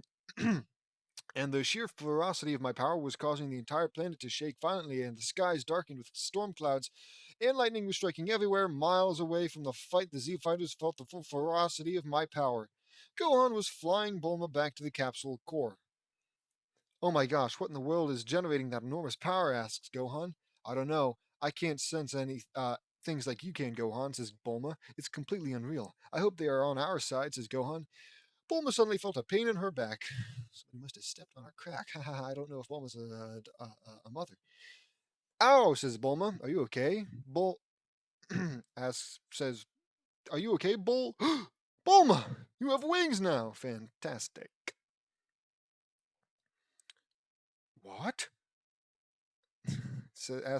Exclaims Bulma. Bulma saw the wings and they were aqua blue. I do have wings and I can sense this incredible power. Your wings are very beautiful, Bulma. See if you can See if you can try them out. I'll teach you how to fly with them, says Gohan, who I assume doesn't have wings because, like most people who fly in Dragon Ball, don't have wings, so I imagine it's not the same thing as flying like a Super Saiyan can fly. Whatever. Thank you, Gohan, says Bulma. Yamcha was with Goku, watching over him as he was fighting the heart virus. Oh man, what is this enormous power? It's mind boggling, says Yamcha. I have never said anything like this before. Whoever has this power is unlike anyone we have ever faced before, says Master Roshi. Suddenly Goku was feeling better, and in fact, in a matter of seconds, he was cured. Fucking yay! Goku, you're alright, says Yamcha. Yeah, Yamcha, I'm all better now. I don't know how this happened, but I feel great, says Goku. Goku! Exclaims Chi Chi. She hugs him. Yes, Chi Chi, I'm all better now. Whoa, what an incredible power, says Goku. Yeah, I sense it, Goku. Whoever it is has a power level unlike anything we have ever faced before, says Yamcha. Yeah, it's good whatever it is, says Goku. Piccolo, Tien, Trunks, and Krillin were flying. Holy smokes! What in the world is emitting with that enormous power? Asks Piccolo. Hmm, I don't know, but it's amazing. What do you mean? You guys were there. You guys know that what? You pulled up and saw James JD kill Dr. Jiro and then go and fight what's his face? 17. Why are you acting like it's so surprising? I guess maybe you don't know exactly who it is, but yeah, maybe you could assume. I don't know, but it's amazing, says Tien. It's coming from the stranger we saw with the android, says Trunks. It's unlike anything we have ever faced before, says Krillin. When I was done, Android 18 was shocked. Wow, what incredible power. How can JD have all that power despite being a human, asks Android 18. He told you. He told you. It's what he was gifted. It it's what's it's what he was gifted in JD gifted in. JD's powers made him a god among man, and he destroyed some of the most fearsome criminals and supervillains in history. Some of them weren't even bad guys, says Naruto. That's amazing, says Android 18. It sure is, 18, says Lincoln. So, 17, what do you think? I ask. Impressive. Your power has skyrocketed dramatically. But you still can't win, says Android 17. You're overconfident. In 17, and that will be your undoing, I say. Sure, yeah. His overconfidence is what's doomed him. Because otherwise he would have won, yeah? Shut up, JD. We shall see, says Android 17. I dash with blinding speed and punch him in the face and kick him. And that's the thing. A lot of the times it's like there's no countdown or anything. It's just like, boom, we're fighting now. You guys were just talking. For all 17 knew, there'd be like a half hour of converse before you even started fighting. But now it's not very honorable, is what I'm trying to say. Kick him in the back and dealt him a spinning axe kick in the air to his stomach and grabbed his arm and threw him in a circle and made a huge splash in the ocean. Kerplash. Ever played Kerplunk? It's a good game. He crashed into the land on the bottom. I land on the island with my aura ablaze and my wings spread, and 17 got back up onto land, and he was all soaking wet, and he had bleeding wounds. Okay, so they do bleed. He beat me? How? How could he beat me? I must have miscalculated somewhere, says Android 17. That's easy. You've completely underestimated my power, and it overwhelmed you, says Ice. Oh, yeah. Everyone was like, oh, wow, what a great power. But the one guy you're fighting is like, I can beat you. Shut up. Then I won't make that same mistake again, says Android 17. I was hoping you won't. Oh, I gotta drink. ah. Android 17 flicked his left earring, and he came at me with incredible speed, and I grabbed his punch and kicked him in the face, and we went at each other in a savage and brutal fist fight and kicking fight. The thunderous shock waves from the fight were extremely powerful, and the entirety of the world was feeling the sheer power of the fight. The booms were so strong that they could be heard all the way from Kame House. My gosh, sounds like we have an enormous fight out there, says Oolong. No kidding. It's unbelievable, says Poir. Whoever that has that enormous power is an incredible fighter and has great skill. He must be fighting the android, says Chatsu. Wow, you think it's Goku? Asks Oolong. No, it's not Goku. It's someone else, says Chatsu, because God forbid anybody, you know. God forbid JD doesn't get his credit. Or I guess in this case, doesn't have his feats accredited to someone else. Even though it's a totally normal thing. Goku's pretty strong. Nobody would be like, oh no, it can't be Goku. Can't be Goku. Shut up. Incredible, says Puar. Back in the fight, I was faring well against Android 17, and he wasn't even in the least bit exhausted. We fought for 1 hour and we stopped. 17 was panting hard, and I wasn't even in the least bit exhausted. Wow, so cool! I'm gonna rip out my spine in like amazement, not because I just want it to be over. I'm loving this. I will say this, 17. You are one skilled fighter, and you are a worthy opponent. I commend you. I knew it. I know fall head over heels for 17. Anywho, I was gonna go scroll back up to him, but then I was like, screw that.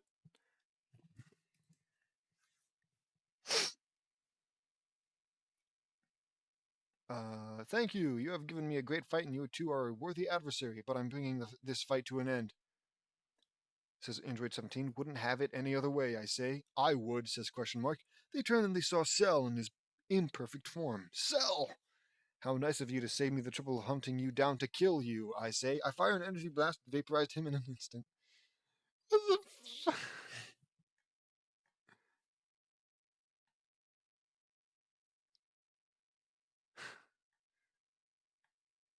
Yeah. Look at the size of the forehead, man. You could eat off that thing. You could have a whole family dinner on that thing. That didn't last very long. Now where were we? Oh yeah, I say. Is that really it? Cell is like the big bad of the friggin' Android arc, Android war, right?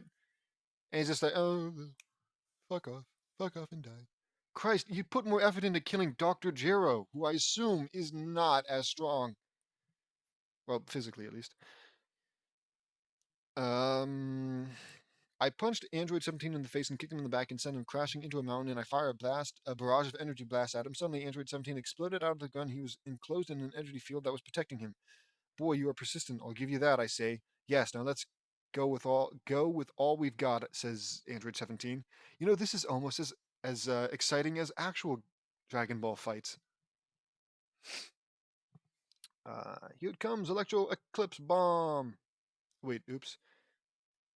With pleasure, I say, Android 17 charged up a powerful energy blast, and I charged up a powerful energy blast too.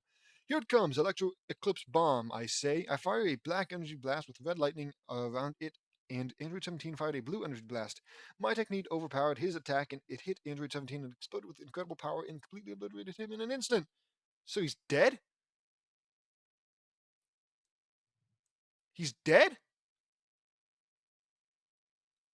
He was. I thought you guys were all like getting along. I mean, Christ knows you were jerking each other off like crazy. You know what? I am caught off guard.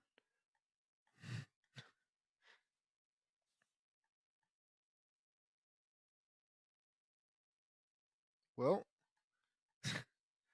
I genuinely thought they'd be like best buds after this. I mean, for all intents and purposes, it seems like something that they would like, right? That James would like.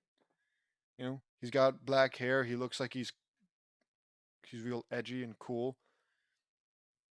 He's constantly glazing JD. Oh, you're so strong. You're so powerful. Okay, well, whatever. Kaboom! The explosion was an incredibly powerful. It was so incredibly powerful and so devastating that it could be seen from space, and it blasted a huge crater in the ocean. When the smoke cleared, Android 18, Naruto, and Lincoln saw that Android 17 was completely wiped out. Whoa! What power, says Naruto. Unbelievable, but JD won, says Lincoln. He sure did. I can't like. I didn't think it was a fight to the death, right? If that were the case, you'd think they'd be a little bit more concerned. I can't believe that he has that much power. As far as I know, the brother that I knew died long ago. Sure, yeah, that makes it real convenient. Thank you for reminding me that I was human before I became an android, Lincoln. No problem, 18, says Lincoln. My real name is actually Lazuli. Lapis Lazuli, says Android 18. I wonder if that's true. I like that name, Lazuli, says Naruto. I power down and land by them. Goku, Gohan, Bulma, Chi-Chi, Trunks, Tien, Yamcha, Piccolo, Krillin, and Chaozu arrived. Hey, are you all right? Asks Goku. We saw the explosion, says Tien. We're all right, guys. Android 17 has been obliterated by me. I say, so that was your power we felt, asks Tien. Yep. I answer, we're only halfway through. Oh my god. Whoa, that's incredible. How do you have that much power? Asks Goku. I was exposed to cosmic radiation when I was a baby and it gave me omnipotent power, I say. That's what we heard. So Android 17 is gone? Asks Trunks. He sure is, Trunks. He was completely powerless against JD here, says Naruto. That's incredible. How can you generate that much power? Asks Piccolo. I trained for a long time since I was 3. I'm 15. Wait, what? He's 15? I thought he was 18. I'm 15 years old and I have enormous power. Sorry we never introduced ourselves. I'm JD Knutson. Are we sure? I feel like he said he was like 18 or something at the around the start of this chapter. I mean, fan fiction. Are we sure? I can't. I'm being gaslit. Whatever. It's still. It's still old enough to be weird that he's hanging out with, you know, Lincoln and gang. Mm, uh, I'm Naruto Uzumaki Namikaze, says Naruto, and I'm Lincoln Loud, says Lincoln. Trunks, I know what went down in the future, and that was absolutely horrible. That was like living in a post-apocalyptic nightmare, he says, as if he's ever lived in that fucking setting. Yes, it is. Yes, it was. Thank you for your concern, JD, says Trunks. You're welcome, I say. Also, Trunks Android 18 is here with us, and her name is Lazuli, says Naruto. The Lapis Lazuli twins are androids? Asks Tien. That's right, Tien. It is actually Lapis Lazuli. I say, oh man, I've heard about the Lapis Lazuli twins. They were the most notorious delinquent siblings that ever terrorized all of North City, but they disappeared almost 2.5 years ago, says Yamcha. Wow, Lazuli, I had no idea that uh, that you were that deadly and had a fierce reputation. They were delinquents. They were delinquents, not like warlords. When I hear delinquent, I think like some punk ass kid going around spraying graffiti. Not very powerful. Whatever. Not deadly, surely. Says Lincoln. I know, Lincoln. It was no pity picnic, says Lazuli. I believe it. I say, that was amazing how you destroyed Android 17, JD, says Gohan. I know, Gohan. Not to brag, but Android 17 was the most amazing, most formidable opponent that I have ever faced. He put up one amazing fight and gave me an intense workout at Super Angel 3. I say, Super Angel 3? Asks Goku. Yeah. Yeah, it's my ultimate transformation. It's far more powerful than Super Saiyan. Let me show you, I say. Well, of course, Super Angel 3 is more powerful than Super Saiyan, but Super Saiyan 3 is probably much powerful. I go Super Angel 3 and they were shocked by my transformation. Wow, this form is incredible, says Goku. It's completely unreal, says Gohan. How can he generate that much power, says Tien. I know, his transformation is mind-boggling, says Yamcha. Dude, what a bunch of brown nosers. Incredible, says Piccolo. That's amazing, says Krillin. I can't believe that he has that much power, says Chiatsu. This form is amazing. I had no idea that he had this kind of power. You had this kind of power, JD, says Trunks. Not bad for a human, huh? Oh, shut up, dude. Like, I guess, yeah, you're a human, but it's not like what gave you that power is in any way achievable by humans, well, like, consistently. At least not yet. Right? It's not like, oh, you used your normal human body and you just worked out a bunch, right? You didn't do like you didn't pull a one punch man where you broke your limits. No, all you did was get lucky by something that nobody could have friggin' accounted for. You acting like, oh, I'm so cool, I'm so strong, and I'm human, barely, dude, fucking barely. Certainly not in like the morality sense. You are a demon. Anyways, let's see how it compares, says Goku. Goku and Trunks went Super Saiyan in their. Yeah, okay, so you were really comparing Super Angel 3 to Super Saiyan 1? Normal Super Saiyan? Okay, and their powers were amazing. Wow, both your powers incredible, but from my standards, I would say that I am far more powerful, I say. Like, how can anyone like this guy? Right? Like, everyone's like, oh, wow, he's so cool, he's so awesome, I want to be his friend, I want to come live in his house with, like, the 50,000 other people that live there. But he's an asshole, and he's an egomaniac, and he's a narcissist. Okay. Um, yes, you are indeed far more powerful than all of us combined together, says Trunks. I was surprised, too. Android 17 gave me quite a fight, and in the end, I was the one that came out on top, I say. That's right, we watched the whole fight, and JD put on quite a show, says Naruto. That's right, I was freaking stop saying that's right. I was facing Android 17 in my full power, and he gave me quite a challenge. But by my standards, I would say his power level was at 11,500,000, despite being inorganic, and my power far surpassed his by a long way. Oh my god! I say, wow, no wonder you are so strong. That's incredible, says Goku. It sure is. You destroyed Android 17 like he was nothing, says Trunks. He was a worthy opponent, and he tested the full extent of my Super Angel 3 abilities. Goku and Trunks powered down, and I powered down. I see that Bulma has wings now. Oh yeah. Yes, I don't know I don't know how this happened, but I think your energy might have given them to me, and I feel strong because of it, says Bulma. Yeah, that's what happens when some people feel the full extent of my power. They gain an incredible power boost and get winged flight as a result. They get numerous powers too. Oh my god! I say, I wonder what powers I'll get, says Bulma. I guess we'll find out later, says Naruto. Yes, says Lincoln. But Dr. Jiro is dead and Cell was destroyed too. Cell was a biomechanical android created by Dr. Jiro, I say. So Dr. Jiro created another android, says Goku. Yeah, he was an ugly monstrosity, says Lazuli. Cell was created from your cells and genetic information, I say. So he was made from our cells, asks Goku. That's what he just fucking said, Goku. Pay attention. Yeah, he was made from Goku, Vegeta, Tien, Piccolo, and even Frieza. I say. Frieza was put into him, says Yamcha. Yeah. Uh, he was from the future and it was an incredible task for Dr. Jiro to create him. He was created for not just killing Goku, but also destroying the Earth and the entire universe. I say, they gasped in shock. Are you serious, JD? Asks Tien. Yes, I am, Tien. Dr. Jiro created Cell in 24 years. Uh, in in 24 years from now, and this was such an enormous task that not even Dr. Jiro could create in his lifetime, so he left the project in the hands of his supercomputer to finish. Cell's main goal was to advance into his perfect form and complete his evolution. To do this, he needed to absorb androids 17 and 18. Lazuli was shocked.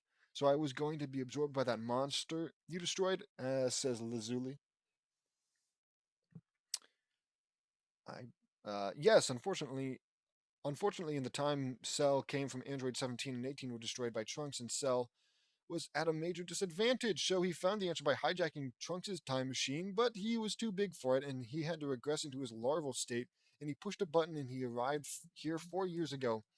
The trip, however, left Cell drained, and he burrowed underground and hibernated, where he would wait for the next 4 years to emerge and replenish his energy. I barf. Okay, I barf. All right, friggin' exposition dump in every sense of the word.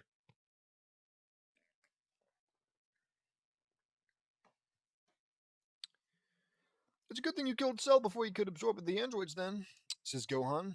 JD, says Gohan. Yes, it would.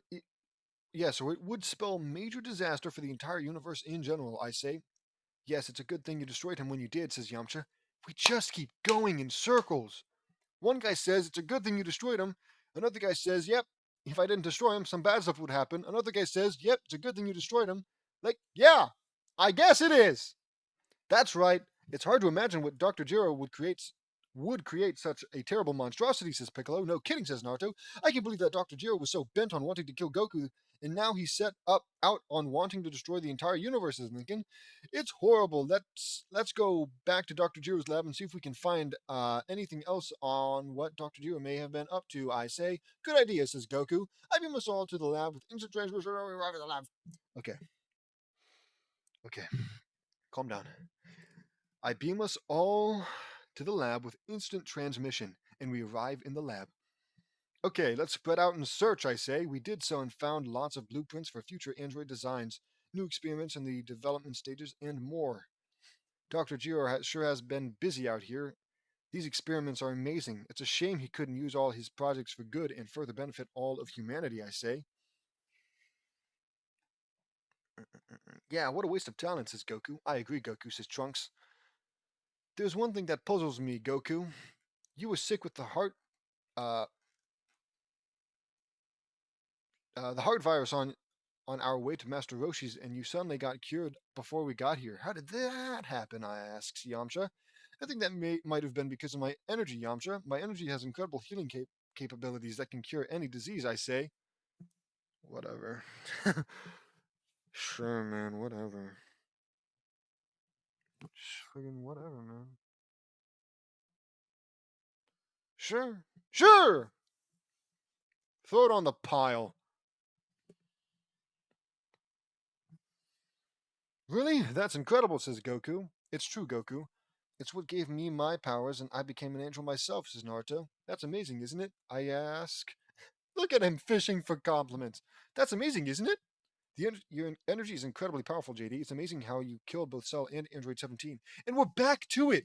Like, yeah, okay. We already know that. He already said that. We already spent like 10 minutes going back and forth about, you killed him? You're so cool. You killed him? You're so cool. This one sucks. I'm calling it now. Okay? I say that a lot. I say, oh, this is the worst chapter ever. And of course, a lot of the time it's because, it just happens to have been hot in my mind. And maybe it just wasn't all that bad in hindsight. Well, comparatively. They're all bad, but comparatively. Or maybe it was like, oh, I've been reading for a long time, so this one that isn't really all too offensive is really just getting on my nerves. This one, I can assure you, this one reeks, and it stinks, and it smells. Sorry for my profanity. Give me some friggin' water. Okay. Where was I? I know, Trunks, but I don't like to. I know, Trunks, but I don't like to brag. I don't like to brag, he says. Let's continue our search, I say.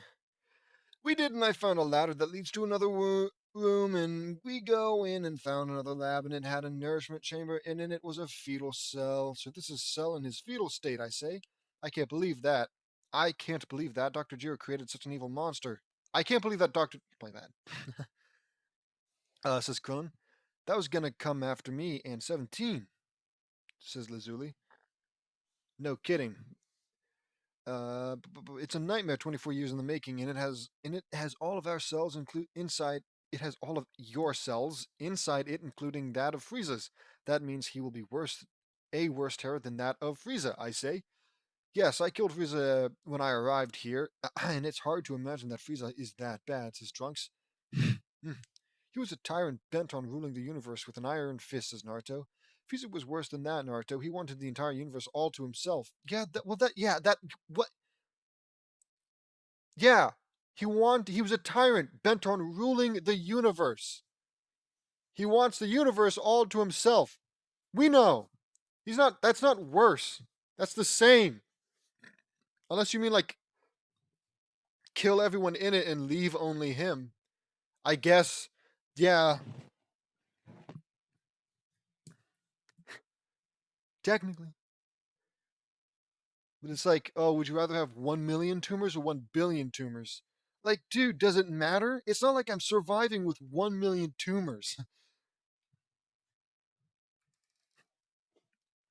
Okay. Anywho,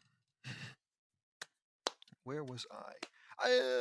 Says Piccolo. I agree, Piccolo. Let's hope that Frieza never returns or it's big time trouble, says Lincoln. Yep, I say. Where's Vegeta? Asks Goku. He went on about his arrogance, and I told him to shut up and how his overconfidence and arrogance will kill him one day. And he got mad and fired an energy blast at me, and I deflected it back at him and sent him crashing into the ground. I say. It's true, Goku, says Trunks. Vegeta just won't let go of his arrogance and put it aside. He's like a completely spoiled little kid, says Bulma. Better written character than all of JD's freaking cast. I agree with you, Bulma. He will never get stronger if all he does is want to surpass Goku.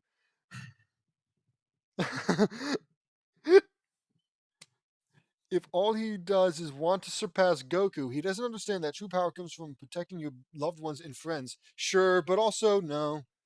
He'll never become stronger if all he ever oops. Okay. He'll never become stronger if all he ever does is try and become stronger than somebody. Somebody who, mind you, is probably constantly trying to become stronger himself. And so by proxy, Vegeta will always be getting stronger. Well, at least attempting to. He doesn't understand. He writes it, I read it, and I'm the only one who gets it. But I can't point it out to him because it's a couple years too late. And frankly, I just don't want to get to know the guy. We can stay. This relationship I have with James is fine as is, completely and totally anonymous, except for the fact that these videos go out online where anyone can see them. But anonymous, uh, only by accident. And if he ever becomes aware of me, then that will also be an accident, and I won't really act on it. I'll just keep making it. Maybe I'll shout him out. uh, hey, who knows though? Who knows? Maybe he'll be like, you know what? You've touched my heart. Let's let's you and me work on making the Loud House Revamped better one chapter at a time. And on one hand, redemption arc would go crazy. On another hand, that's way too much. If I even if I'm halfway through the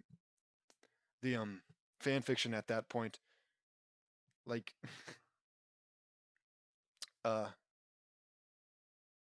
even if I'm only halfway through the fan fiction at that point, I definitely wouldn't be in the mood to start all the way over and start painstakingly fixing the trillions of errors that are in every single chapter. Okay. Okay.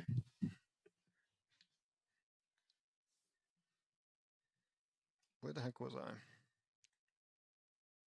Here. That's right. Surpassing Goku has always been my goal when I started as a martial artist. Thanks to Goku, I wouldn't have come this far, says Tien. And then he has literally one line after, right? You God.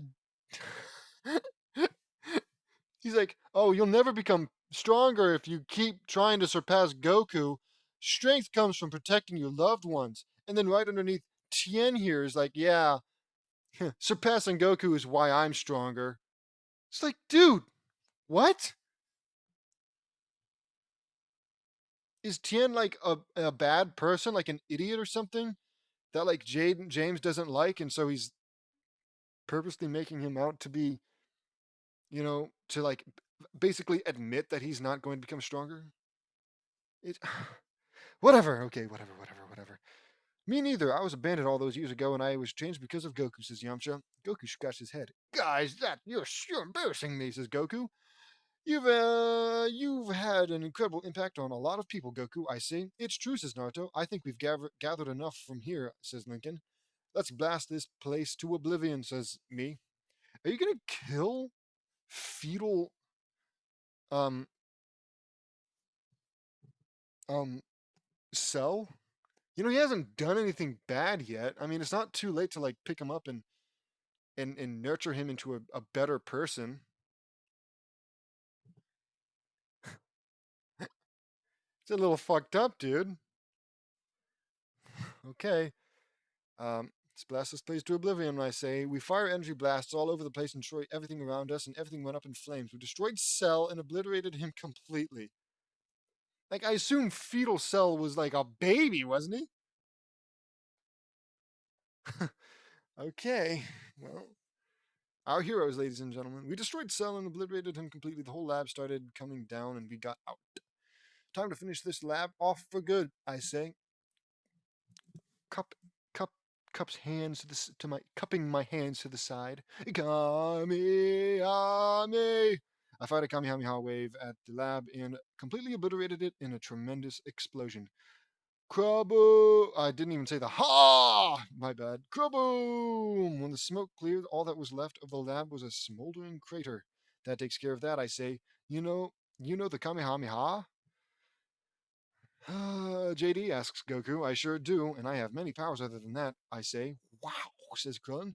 Vegeta saw that the lab was gone, and when he got up, he flew up to us. Kakarot!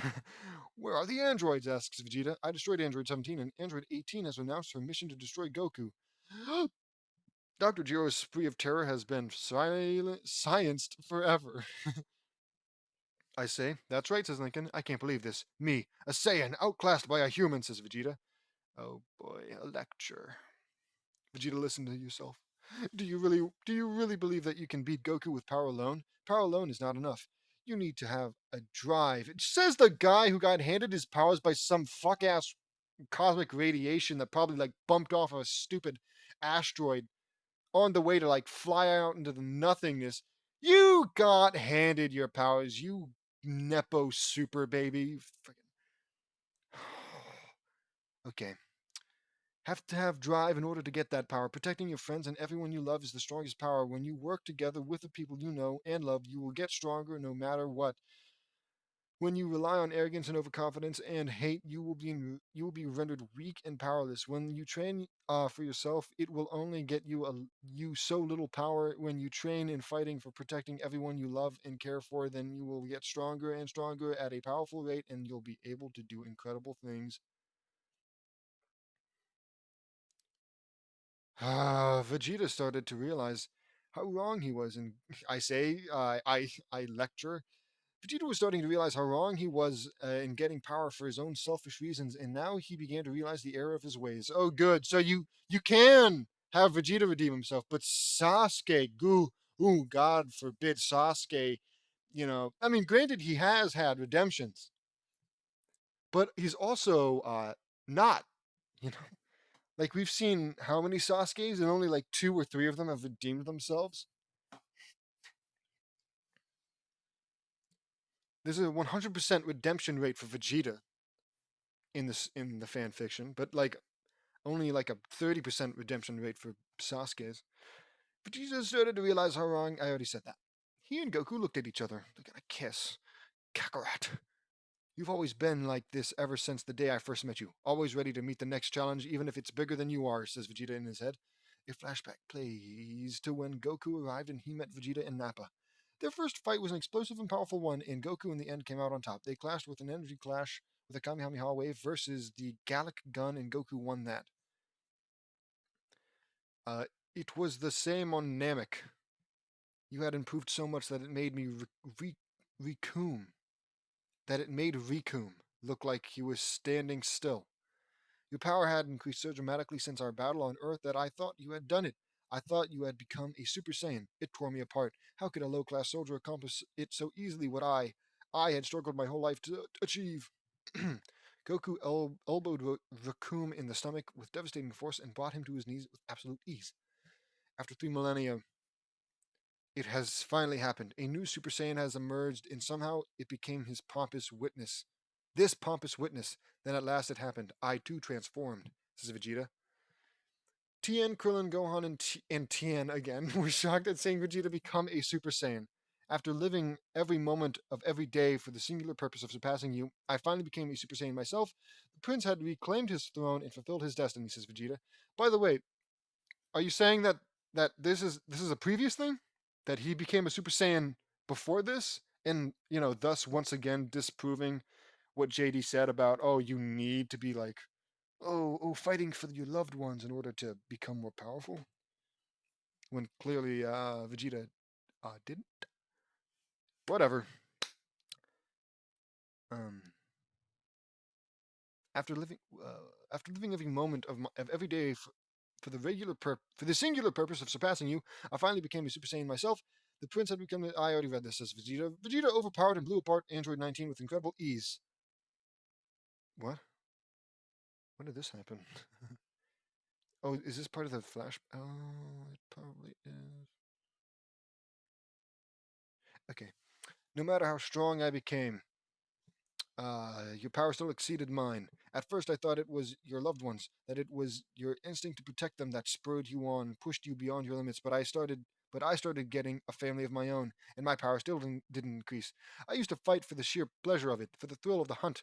Oh, I had the strength unmeasurable. I spared no one, says Vegeta. Vegeta ruthlessly destroyed numerous Namekians on planet Namek and killed them all. And yet you showed mercy to everyone, even your fiercest enemies, even me. Yet you never fought to kill or for revenge, only to test your limits and push yourself beyond them to become the strongest you can possibly be, says Vegeta. Goku tried to spare Frieza on planet Namek, and he even spared Dr. Jiro.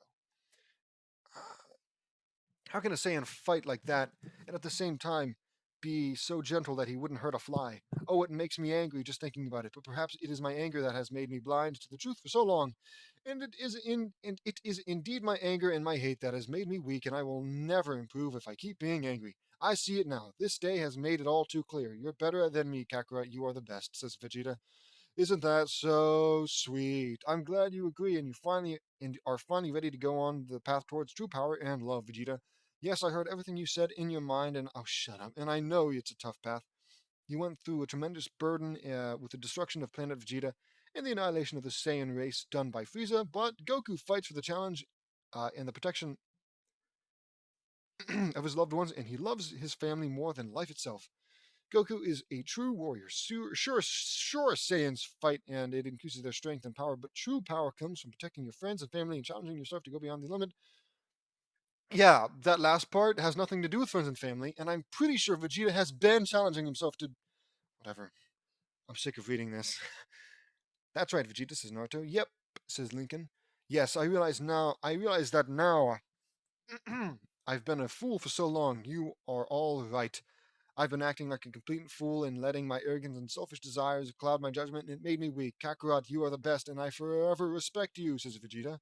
Thank you, Vegeta, says Goku. They shook hands in respect and became friends. Come on, guys, let's go home, I say. I merged the planet Z, the planet Dragon Ball. Fucking. I merged the Dragon Ball Z universe, Earth with Earth, in our dimension, and it was perfect for them. The end. Another fan fiction complete. I wanted to do a Dragon Ball Z. This whole thing has been in not in full screen. Whatever. Well, not this whole thing, but I accidentally. Whatever.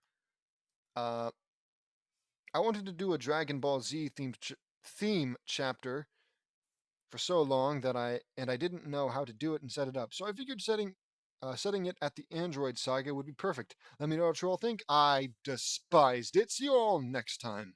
Chapter 194. A bridge too far done my way. Another super long one. I'm very, very happy about that.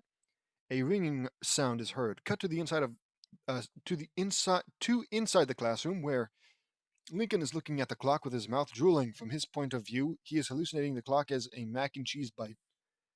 Mac and cheese bite, says Lincoln dreamily. Hey, psst, Lincoln, what'd you get for number one? Asks, what'd you get for number one? Asks Liam in a whisper. Mac and cheese, says Lincoln dreamily. Thanks, bro, says Liam, jotting down. Really? I thought the Native Americans gave the pilgrims corn, says Zack. If Lincoln says mac and cheese, that's good enough for me, says Liam. I can't focus at all today, says Lincoln worriedly. Last night, Dad made his famous mac and cheese bites for dinner, and in order to make all that cheesy goodness last, I saved 3 bites for after school. But if I'm going to get through this day without losing my mind, I'm going to have to stop thinking about them, says Lincoln to the viewers.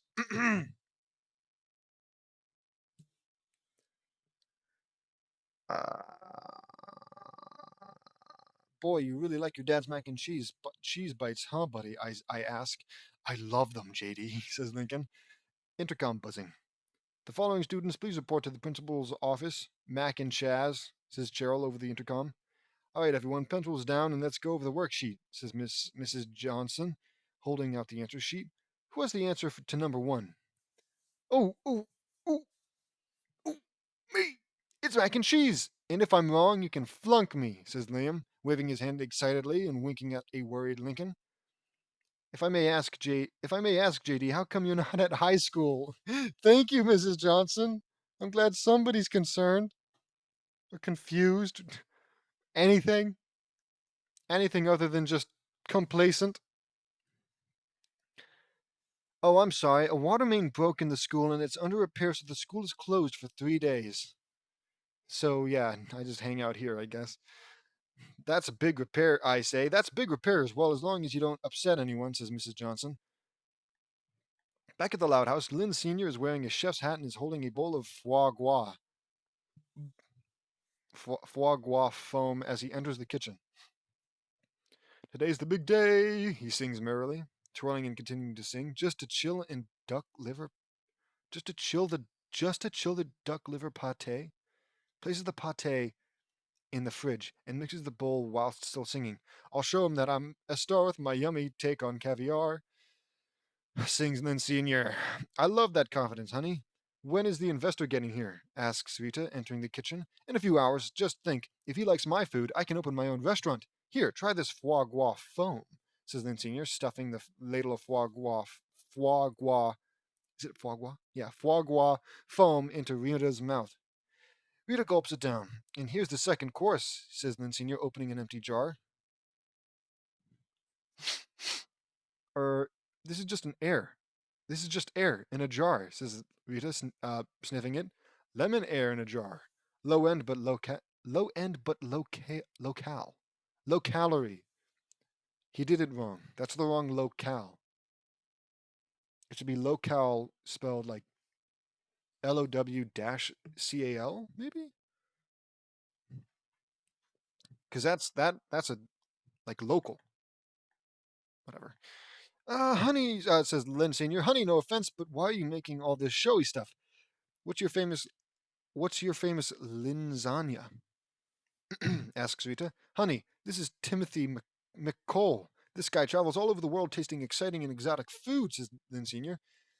Stammering, I can't just shove a hunk of noodles. Well, I think a hunk of noodle. I think the hunk. I like the hunk who made those noodles, and I think anything he cooks is delicious. Says Rita, kissing Lynn Senior and leaving. They're about to make another daughter. Ha ha ha ha ha. Anyways, honestly though, they must really love each other to have that many freaking kids. Good on them.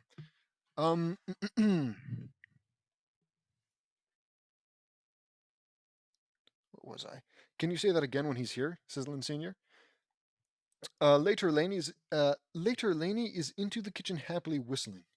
Next stop, the fridge, where I have leftovers of last night's desserts, says Laney, drooling. Chocolate chip pudding. Laney walks over to the fridge and opens it. What? She is shocked to notice that her pudding is gone. My pudding! There was pudding in here last night. I put it in here, says Laney. Mac and cheese, says Lincoln, entering the kitchen in a zombie-like trance.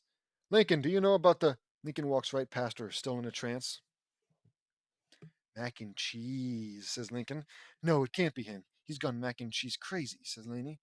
Lincoln loves Mr. Lynn's mac and cheese bites, I say. Lincoln opens the fridge and opens the container only to find 2 mac and cheese bites left. 2 bites? I saved 3! says Lincoln, upset. He glares at Laney. Laney, did you touch my bites? He asks. It wasn't me, Lincoln. I'm just as shocked as you are. I was going for my chocolate chip pudding, and it completely vanished, says Laney. We have an epidemic of food stealing here, says I say. Lincoln marches to the living room. The sisters, Marie, Vince, Eileen, Eddie, Kate, Janine, the Loud Rabbits, Lazuli, my children, Naruto and the girls, Starfire, Raven, Tara, Argent, Cole, Joan, and Mermaid Lily are in the living room when Lincoln appears. All right, which of you vultures swiped one of my mac and cheese bites? Lincoln asks angrily. If you guys wanted one so badly, you should save some of your own. Not me, Lincoln. I only like the shrimp Creole Mr. Lynn made, says Vuri. I only eat fruits and vegetables and drink only water, says Jared.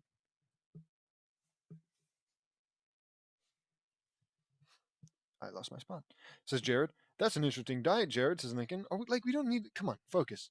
Focus. Where are the keys? Jingle the keys. I don't have keys on me. What was I may be a lover of sweets, but I didn't touch your mac and cheese bites, says Mary. I have a salad in there, says Kate.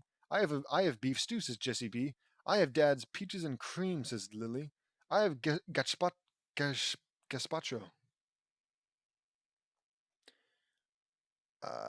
Says nope, says Janine. I have my own fridge in my room, says Naruto. Same here, says Sakura. Me too, says Fu. I have a fridge in my room too, says Starfire. We all have different foods we like, says Mermaid Lily. We only eat carrots, says Warren. The Loud Rabbit sisters nod. I'm not saying it was me, but if I did take one, I only did it because Lola ate the rest of Dad's tater tot bake. I was saving that, says Lana. I'm not copying to eating the tater tot bake, but if I did, says Lana. I don't know if I said that. I'm not copying to eating the tater tot bake, but if I did, it was because Luann ate the last slice of Dad's pie, which I was saving, says Lola. Actually, I didn't eat it, says Luann. Oh, my bad, says Lola. I smashed it in Lynn's face, says Luann. Lynn nods, confirming it. Ha ha ha, that is really funny, Luann, says Eddie. Ah, growls Lola. Everyone, please! I know Dad's leftovers are delicious, but we shouldn't take without our other people's permission. Can't we just learn to share, says Laney. Shut up, Laney. I want my friggin' cheese bites. Try telling that to me when I had Dad's chocolate pudding, says Lucy. Why would you say that? That was you, says Laney angrily. Guys, how do you not see this as a problem? Our fridge is like the Wild West, says Lincoln, even though you guys we could probably just get more fridges. More like World War II, actually, or in this case, Food War II. Rim shot, I say.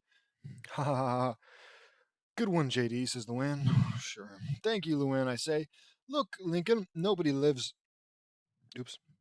Nobody likes having their leftovers swiped, but we're a big family. You can't expect to protect every little bite of food that you want, says Lori. Oh, can't I? Says Lincoln, thoughtfully. Dude, what is wrong with my cable? Okay, well, I guess that's what's wrong with it. There. Okay.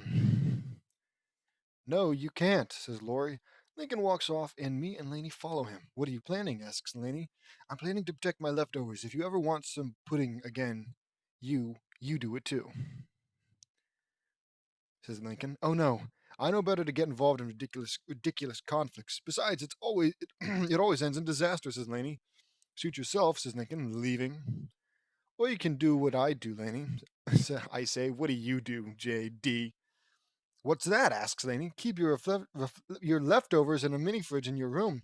Yeah, why doesn't everybody friggin' do that? You live in a mansion. Everybody should have like a flat screen TV and a fridge and a whole ass kitchen and a pool in their room. I say, that's a great idea, JD. Thank you. Sorry if I was overreacting to this, says Laney. It's all right, Laney. I say, yay, everything's okay. Yeah, I'm sure they won't take it too far, says Laney. All we can do is hope, I say. Later, Luann is in the kitchen and looks inside the fridge when a label from Lincoln's face and name looks inside the fridge when a label from Lincoln's face and name on his container. I really want one of those mac and cheese bites, but Lincoln's gonna have a conniption. I don't know what a conniption is. So I'll leave them alone, says Luann's thoughts. Thinks Luann. Luann puts the container back, but the container what? Puts the container back, but it's attached to a string, which opens a door on the bottom, causing a watermelon to fall on Luann's foot. Ow! Says Luann, clutching her foot in pain. That'll teach her, says Lincoln from the doorway, smirking before leaving. Luann was crying, and Veri took her to my room, and Eddie followed. In my room, Veri was wrapping up her leg in a cast. Oh my god. So wait, what is it? Is it a serious injury? Or is it a friggin' cartoon world where, like, you can get blown to smithereens and be totally friggin' fine? Treating a friggin' watermelon on the foot like it's, we gotta get her to the hospital! Shut up! So Lincoln dropped a watermelon on your foot, says Veri? It was a trap he set up for protecting his mac and cheese bites, says Luann. I'm sorry, Luann, says Eddie. You all love your dad's food a lot, don't you? Asks Veri. They do, Veri, says Eddie. Laney looks inside the fridge and sees a leftover piece of lasagna. Dad's leftover linzagna. No, I can't. This is Lucy's leftover. But it's so good. No, I mustn't get involved in this silly feud, thinks Laney. She struggles to resist but takes the lasagna. I'm sure she won't mind if I take a small bite. A bowling ball then drops on Laney and hits her over the head. Blang! I saw this. Oh, that's gotta hurt. I say, has anyone seen my unicorn? Asks Laney, passing out, and I catch her and take her to my room. Veri saw me come in with Laney. What happened? Asks Veri. A bowling ball dropped on Laney's head. Geez, that's not a good strike, says Luann. Rim shot. Ha ha ha ha, I get it. But seriously, that must have hurt, says Luann. Me, Veri, and Eddie laugh. Ha ha ha. Yeah, a girl got hit on the head with a bowling ball. Now's the time for puns. Look, if you're going to be funny at a time like this, at least be funny. Make good jokes, not shitty, freaking bad ones. Ha, good one, Luann. But yeah, it happened to me once too. I got hit with a bowling ball right on my head, and I had an ugly lump on my head that was the size of a coconut. That explains a lot. I say. Eddie, ouch, says Eddie. No kidding. Let me look at her, says Marie. Lainey woke up and she had a nasty headache. Ow, what hit me? Asks Lainey. A bowling ball hit you on the head, I say.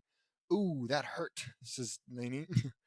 I got hit on the head with two bowling balls and a bowling pin, and I got buried under a bunch of junk at one time, says Eddie. Cool, Eddie. Anyways. Ouch, that must have hurt, Eddie, says Lainey. It did, says Eddie. Marie was wrapping Lainey's head in bandages and put an ice bag on her head. Later, Luna attempts to steal another leftover, but when she lifts the lid, a paint bomb explodes, covering the kitchen, and Luna in blue paint. Lynn reaches for some pudding and gets mauled by a raccoon. Next, it's Lana's turn, but the drumstick she grabs is hooked up to Vanzilla. As a result, she takes a bite and yells in pain as she is electrocuted. Lori reaches the fridge, but feels something biting her hand. She pulls it out and to see a snapping turtle biting it, and she runs out of the kitchen screaming. That's it. You guys really crossed the line this time, says Lincoln angrily. The camera zooms out to reveal that Lincoln has been hung upside down by a snare trap. I'll get you down, Lincoln, I say. I walk up to him and untie the knot and get him down. Thanks, JD, says Lincoln. I'd say that line was crossed when this happened, brah, says Luna, still covered in blue paint. Geez, let me wash you off, Luna. Oh my god. Oh, are you okay? Oh, let me, oh, my poor baby's like, dude, shut up and die. I got nothing clever or funny or constructively criticizing to say anymore. I hate you and I hate what you made. And frankly, I wish it at all. I'm glad it got taken off of fanfiction.net. That's a joke. I actually wish it was still there. I wish that was where I was reading this, even though I don't think there was a dark mode. But I just like consistency, and switching from .NET to this is a little annoying, especially since I'm going to eventually have to switch off of this. But anywho, where was I? I fire a blast of water and get all the paint off of her. Thanks, dude, says Luna. You're welcome, I say. Or this, says Lana, still burned from her shock. Ooh, ouch, how did that happen, Lana, sorry. I ask. I got electrocuted because someone put a cable on Vanzilla, she answers. That's insane, I exclaim. Or this, Lincoln, I'm sorry I tried to take your mac and cheese bite, says Luann with a leg in her cast. Of course, wow, this is what you'd expect, actually, right? Everyone's beat up and stuff. But Lincoln, there's like an attempt to make it feel like he's part of the shit that's everyone's suffering from. But like at the same time, not as much, right? It's because like, oh, all these people have been hurt by trying to steal food, including Lincoln. But Lincoln is the only one who, at least early on, preemptively, is apologized to for being stolen from. It's the little things that are they're little, but they're still so noticeable. Anywho, uh, says Luann with her leg in a cast. It's okay, Luann, says Lincoln. Or this, ow, says Lainey with bandages wrapped around her head. Or this, says Lori with a cast on her arm. You're lucky you didn't lose your arm because of that turtle, Lori. It's a turtle. It's a freaking. I guess if it's a big enough snapping turtle, maybe, but. Whatever, I say. Or this, says Lynn, who is covered in cuts and scratches and her clothes are shredded. Geez, Lynn, you need to go to the doctor and get rabies shots, I say. Or this, says Lily, glowing green because of radiation. My Geiger counter goes crazy. That you have, I suppose. Geez, Lily, you look like you've been exposed to a nuclear reactor, I say. I was, says Lily. That's actually a little funny. Just a little bit. It's because, like, just the sudden. Because it's not possible. It doesn't make sense. How could. Whatever. Me, Lori, Lana. Me, Lori, Luna. Wait, sorry. Okay, me, Lori, Luna, Luann, Lynn, Lainey, and Lana look at Lily in shock. This is crazy. We can't go on like this. I think I have an idea, says Lincoln. Later, we are gathering in the kitchen. I think we can all agree basic order needs to be restored to so with an assist from Lisa, JD, and Lainey, I came up with this plan, says Lincoln. Lisa wheels on a blackboard, accidentally running over Luann's injured foot. she she gasps in pain. Sorry, says Lisa. Lisa. She lifts the cover of her blackboard. Per Lincoln's request, I calculated and upgraded the fridge's cubic footage and divided it into 50 equally sized zones, creating the optimal conditions for what I'd like to call dairy dedente. Wait, dedente? Whatever. Everybody gets a zone, and says Lisa. Everybody gets a zone, and the genius part is that no one can mistake theirs for someone else's because they're color coded. Says Lincoln, opening the door. He presses a button on a remote, and the compartments light up with everyone's respective colors. The colors were my idea, says Laney. I mean, that's nice and all, but wasn't like half the time. I mean, at least once or twice, they knowingly ate somebody else's food. It's not an issue of, oh, oops, I accidentally ate your cheese bites. It's more of like, I ate them because I wanted to and I knew they were yours, but I didn't care.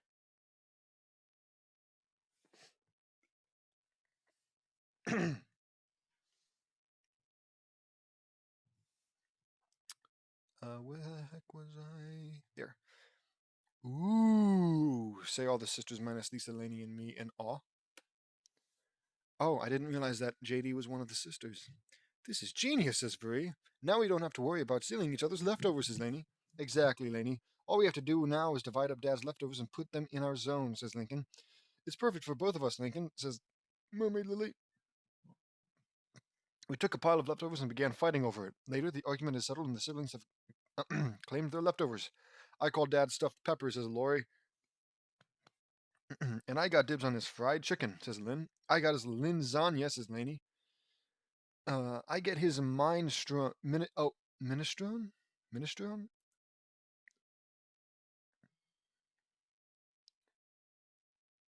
Oh. Oh, it's because Lenny's stupid. Minestrone. I got his minestrone, says Lenny. Or Lenny, it's pronounced minestrone, says Lisa. I call it minestrone because it's mine, says Lenny. Soon the siblings are placing their leftovers in their zones. Nice job. Thanks for the assist, says Lincoln. You're welcome. For payment, I will happily accept your last mac and cheese bite, says Lisa. Not a chance, says Lincoln.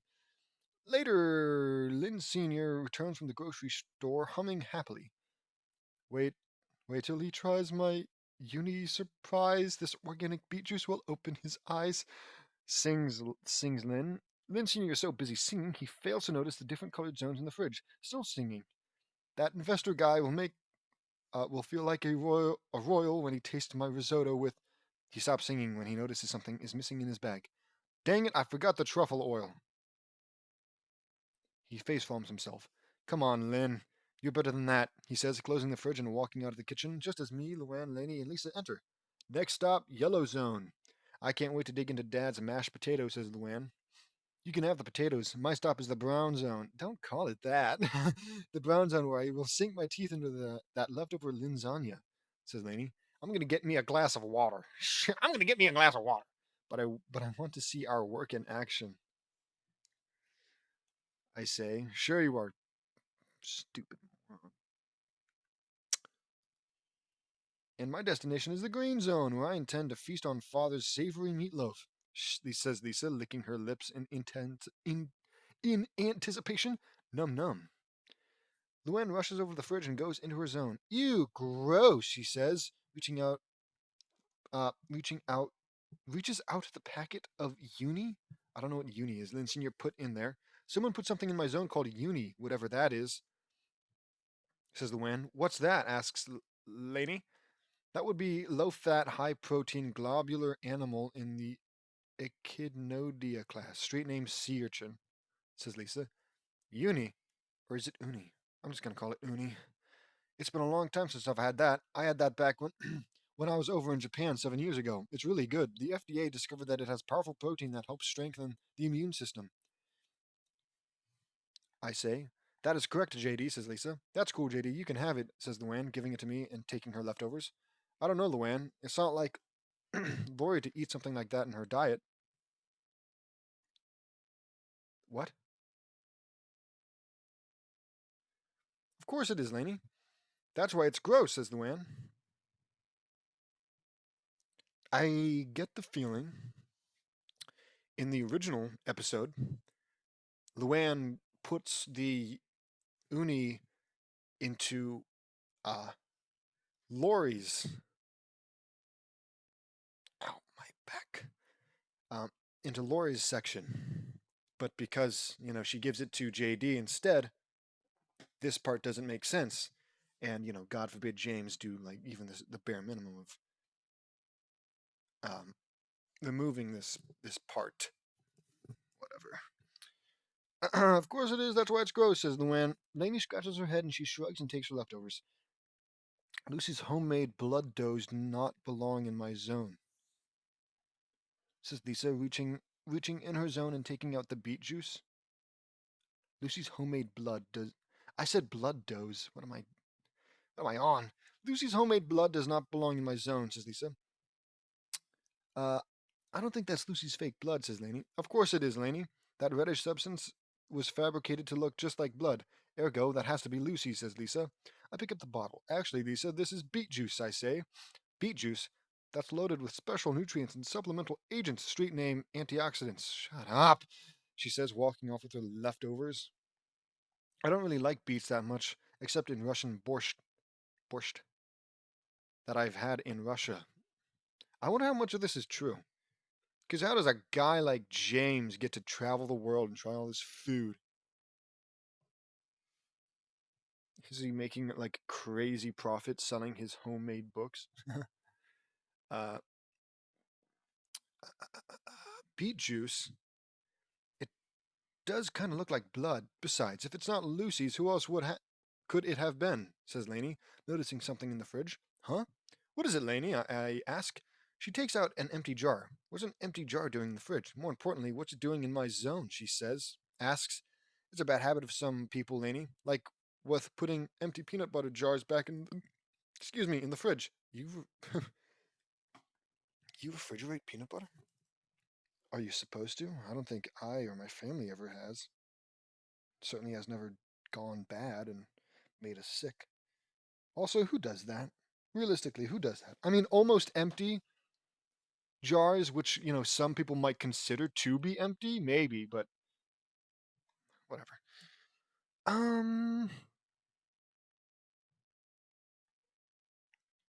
I believe it, says Laney, opening the jar and sniffs it. Lemon. Not exactly sure who this belongs to, but I know one thing. We shouldn't leave empty jars in the fridge, says Laney. I agree, I say. Laney places it on the sink. I'll just leave this here for Mom to wash up later, she says, leaving with her leftovers. I'll put the uni and beet juice in my mini fridge in my room. Why are you taking the beet juice? You said you don't like it. Whatever, I say. Later, Lori opens the fridge and sees the caviar in her zone. Ew, what is this black goo? She takes the caviar out and sniffs it. Ew, smells fishy. Must be Lana's bait, says Lori. Viri is with her. That's caviar, says Viri. Caviar, asks Lori. Yeah, says Viri, taking the jar. It's pickled fish eggs. It's one of the most expensive, luxurious ingredients in the world. The most expensive jar of caviar is Iranian beluga sturgeon caviar, and that sells for 34,000 a jar, says Viri. That is literally expensive stuff. I think I saw Mr. Nutson eating it at one time. Like JD's dad, says Lori. It's true. The filthy rich eat it all the time. I better take this with me to see who it belongs to, says Viri. Good idea, says Lori. Well, I'm glad to know that James's family sure are living it up.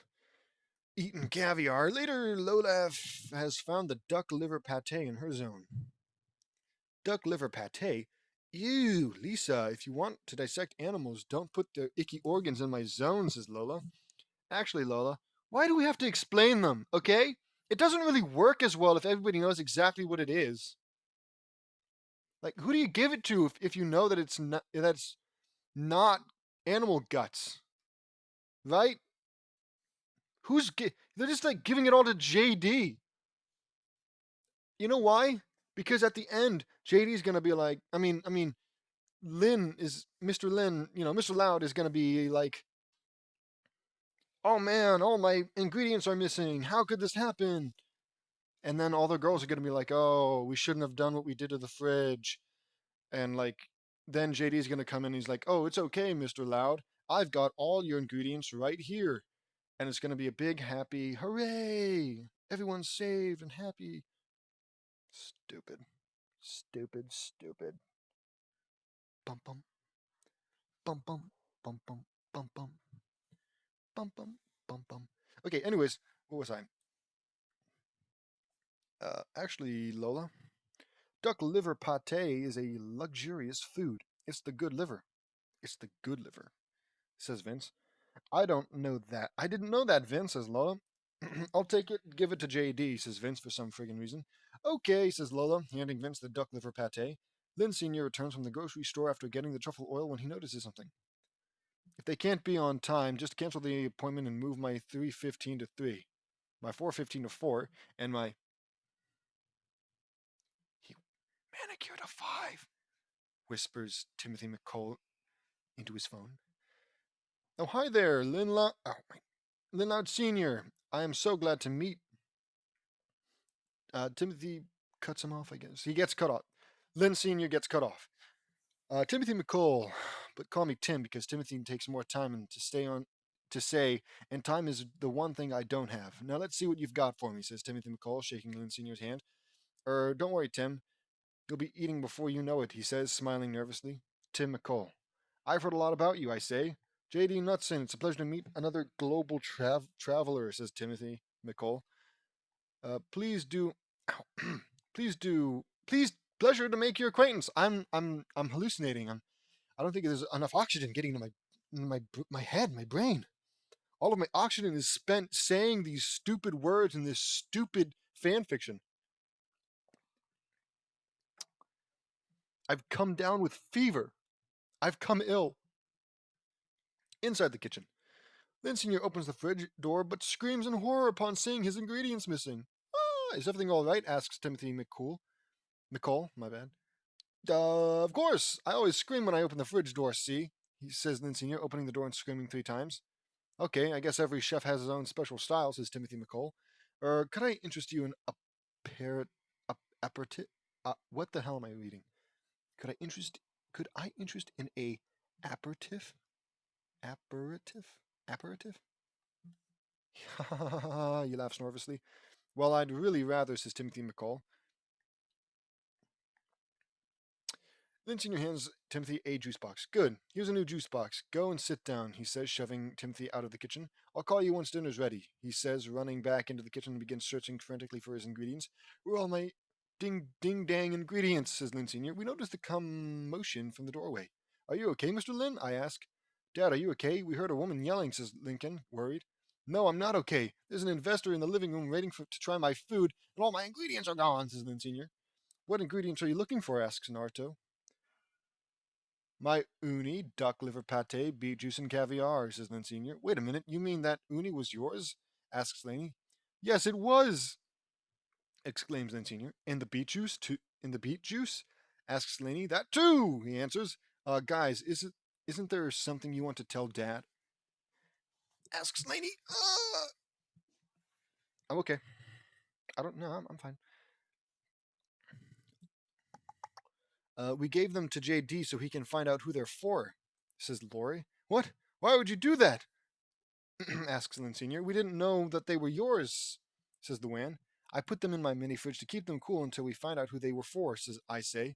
See, we kind of divided the fridge into zones because we'd been stealing each other's leftovers, says Lincoln.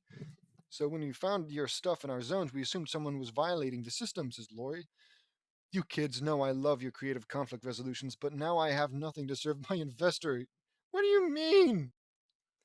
James just said, I've got it on my fridge. How is he going to like whatever? And he's almost done with his juice. Lynn Senior overhears slurping and panics, and he's almost done with his juice box. We're sorry, Dad. We never meant for something like this to happen, says Lincoln. I'm sorry too for throwing out your lemon-smelling jar, but to be fair, you weren't supposed to put empty jars in the fridge, says Laney. Well, I guess my restaurant dreams are in the toilet. I better go tell No Time Tim his afternoon just opened up, says Lynn Senior. Oh, Dad, says Laney, giving Lynn Sr. her leftover lasagna. Here, you can have my lasagna, if that makes you feel better, says Laney. That's very nice of you, sweetie, but it's not like I can serve this to my investor, says Lynn Sr. Lincoln suddenly has an idea. Dad, wait! What if you served him your leftovers, says Lincoln, opening the fridge. Yeah, that's a great idea. You can take the stuffed peppers I've been saving, says Lori. And, I can part with your meatloaf, says Lisa. This is all nice and all, but, JD has the ingredients. Why not just go friggin' get them? Oh my god. Uh, Where was I? Yeah, part with my meatloaf, says Lisa. Lenny reaches for the minestrone. And I'll give you this soup. Mine strone is now your strone, says Lenny. Oh, that's a nice thought, guys, but Tim won't want any of that. He's used to eating the most amazing food in the world, says Lynn Sr. But your leftovers are the most amazing food in the world, says Lucy. Isn't that so sweet? Truth, pop star. Truth, pops star. Look what we did to keep them to ourselves, says Luna. It's true. I got hit in the head with a bowling ball, but got a bit of a concussion, says Laney. Lucy nods. Your food is awesome, Mr. Lin. Tim will love it. I guarantee it, I say. Me too, says Marie. Same here, says Vince. Well, I guess it's worth a shot, says Lin Sr. Soon, Timothy is eating Lin Sr.'s leftover lasagna, whilst me, Lin Sr., and everyone watch nervously. Well, Lin, I'm going to give it to you straight. This is one of the best meals I've ever eaten, says Timothy McCole. I knew it was a dumb idea. I should have never served it. Wait, what? Says Lin Sr. I've been all over the world and every chef served me the same thing. Caviar, pate, uni. It's boring and uninspired, says Timothy McCole. You can get pretty monotonous, can it? That can get pretty monotonous, can't it? Can it? No, it should be can't, shouldn't it? Whatever. I say, I agree, JD, and you're super cool, and I think you're the coolest. Sorry, that's not what he says, but it's what we're all thinking. I agree, JD, and do you know at the last place I ate, the chef served air in a jar, says Timothy McCall. That's what that was? What kind of restaurant serves a jar full of air? Asks Laney in a whisper. Shh, says Lincoln. What a bozo, scoffs Lynn Sr. That is weird and dull if you ask me, I say. I agree. Uh, but your food is classic, comforting, and delicious. And when you travel as much as I do, there's nothing better than food that tastes like home, says Timothy McCall, writing a check. Oh, I want to be in. Oh, I want to be in Lynn Loud business, says Timothy McCall. Wow! Thank you, Tim. I don't know what to say, says Lynn Sr., happily taking the check and offering a hug to Tim, who declines it. I don't do hugs, says Timothy McCall, getting ready to go. Timothy and Lynn Sr. shake hands. Then Timothy's phone rings, and he answers it. You got it. You got Tim, says Timothy McCall, leaving the house. Congratulations, Mr. Lynn, I say. Thank you, JD, says Lynn Sr. We do hugs, says Lola. She and everyone else hug Lynn Sr., who returns the hug. Later, the siblings are washing the dishes when Rita comes home. So how did it go? Asks Rita. Aw, Dad kicked butt, says Lynn. Mr. Lynn is on his way to fulfilling his dream, I say.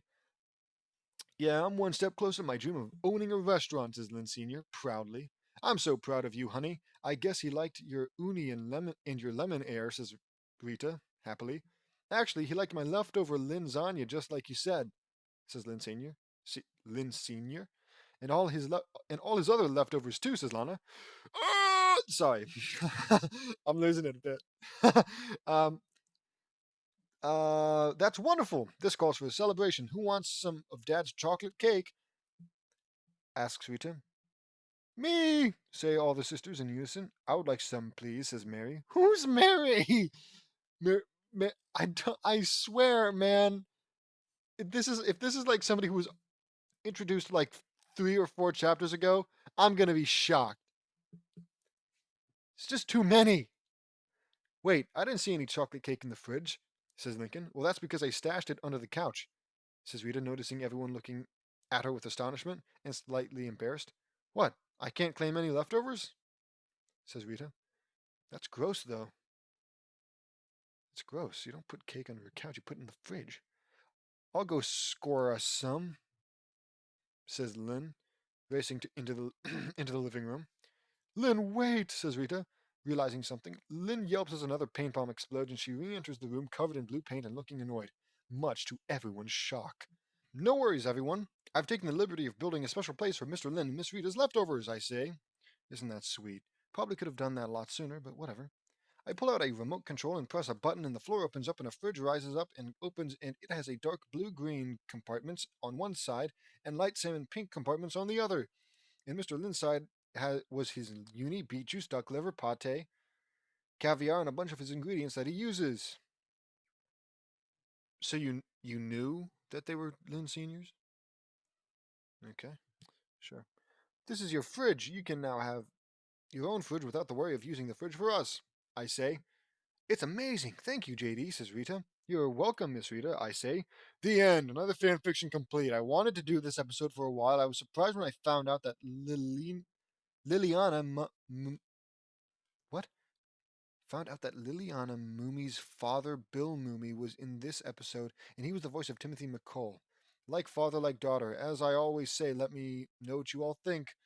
See you all next time. Woo, my gosh. Okay, I'm done. I wanted, I would have done just the three, and I don't think anybody would have said less of me if I had, because that third one, that third chapter was pretty dang long. But this is the last chapter before the Shinobi of the Cosmic Storm or whatever miniseries starts. So I wanted to start on that. So finally, I'm done with this one. Yeah. Ugh. Ugh. Feels nice. I stood up. I don't know if you can tell, but it is nice to stand up right now. It is nice to be standing. Been reading for so long that storm has since passed. Okay. Well, this one was a reading. 193 was probably going to be my least favorite for a while. Definitely like in my collection of chapters I don't like.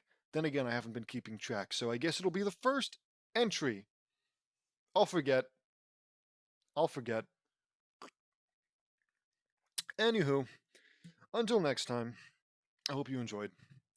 And don't forget to like and subscribe. Okay, bye.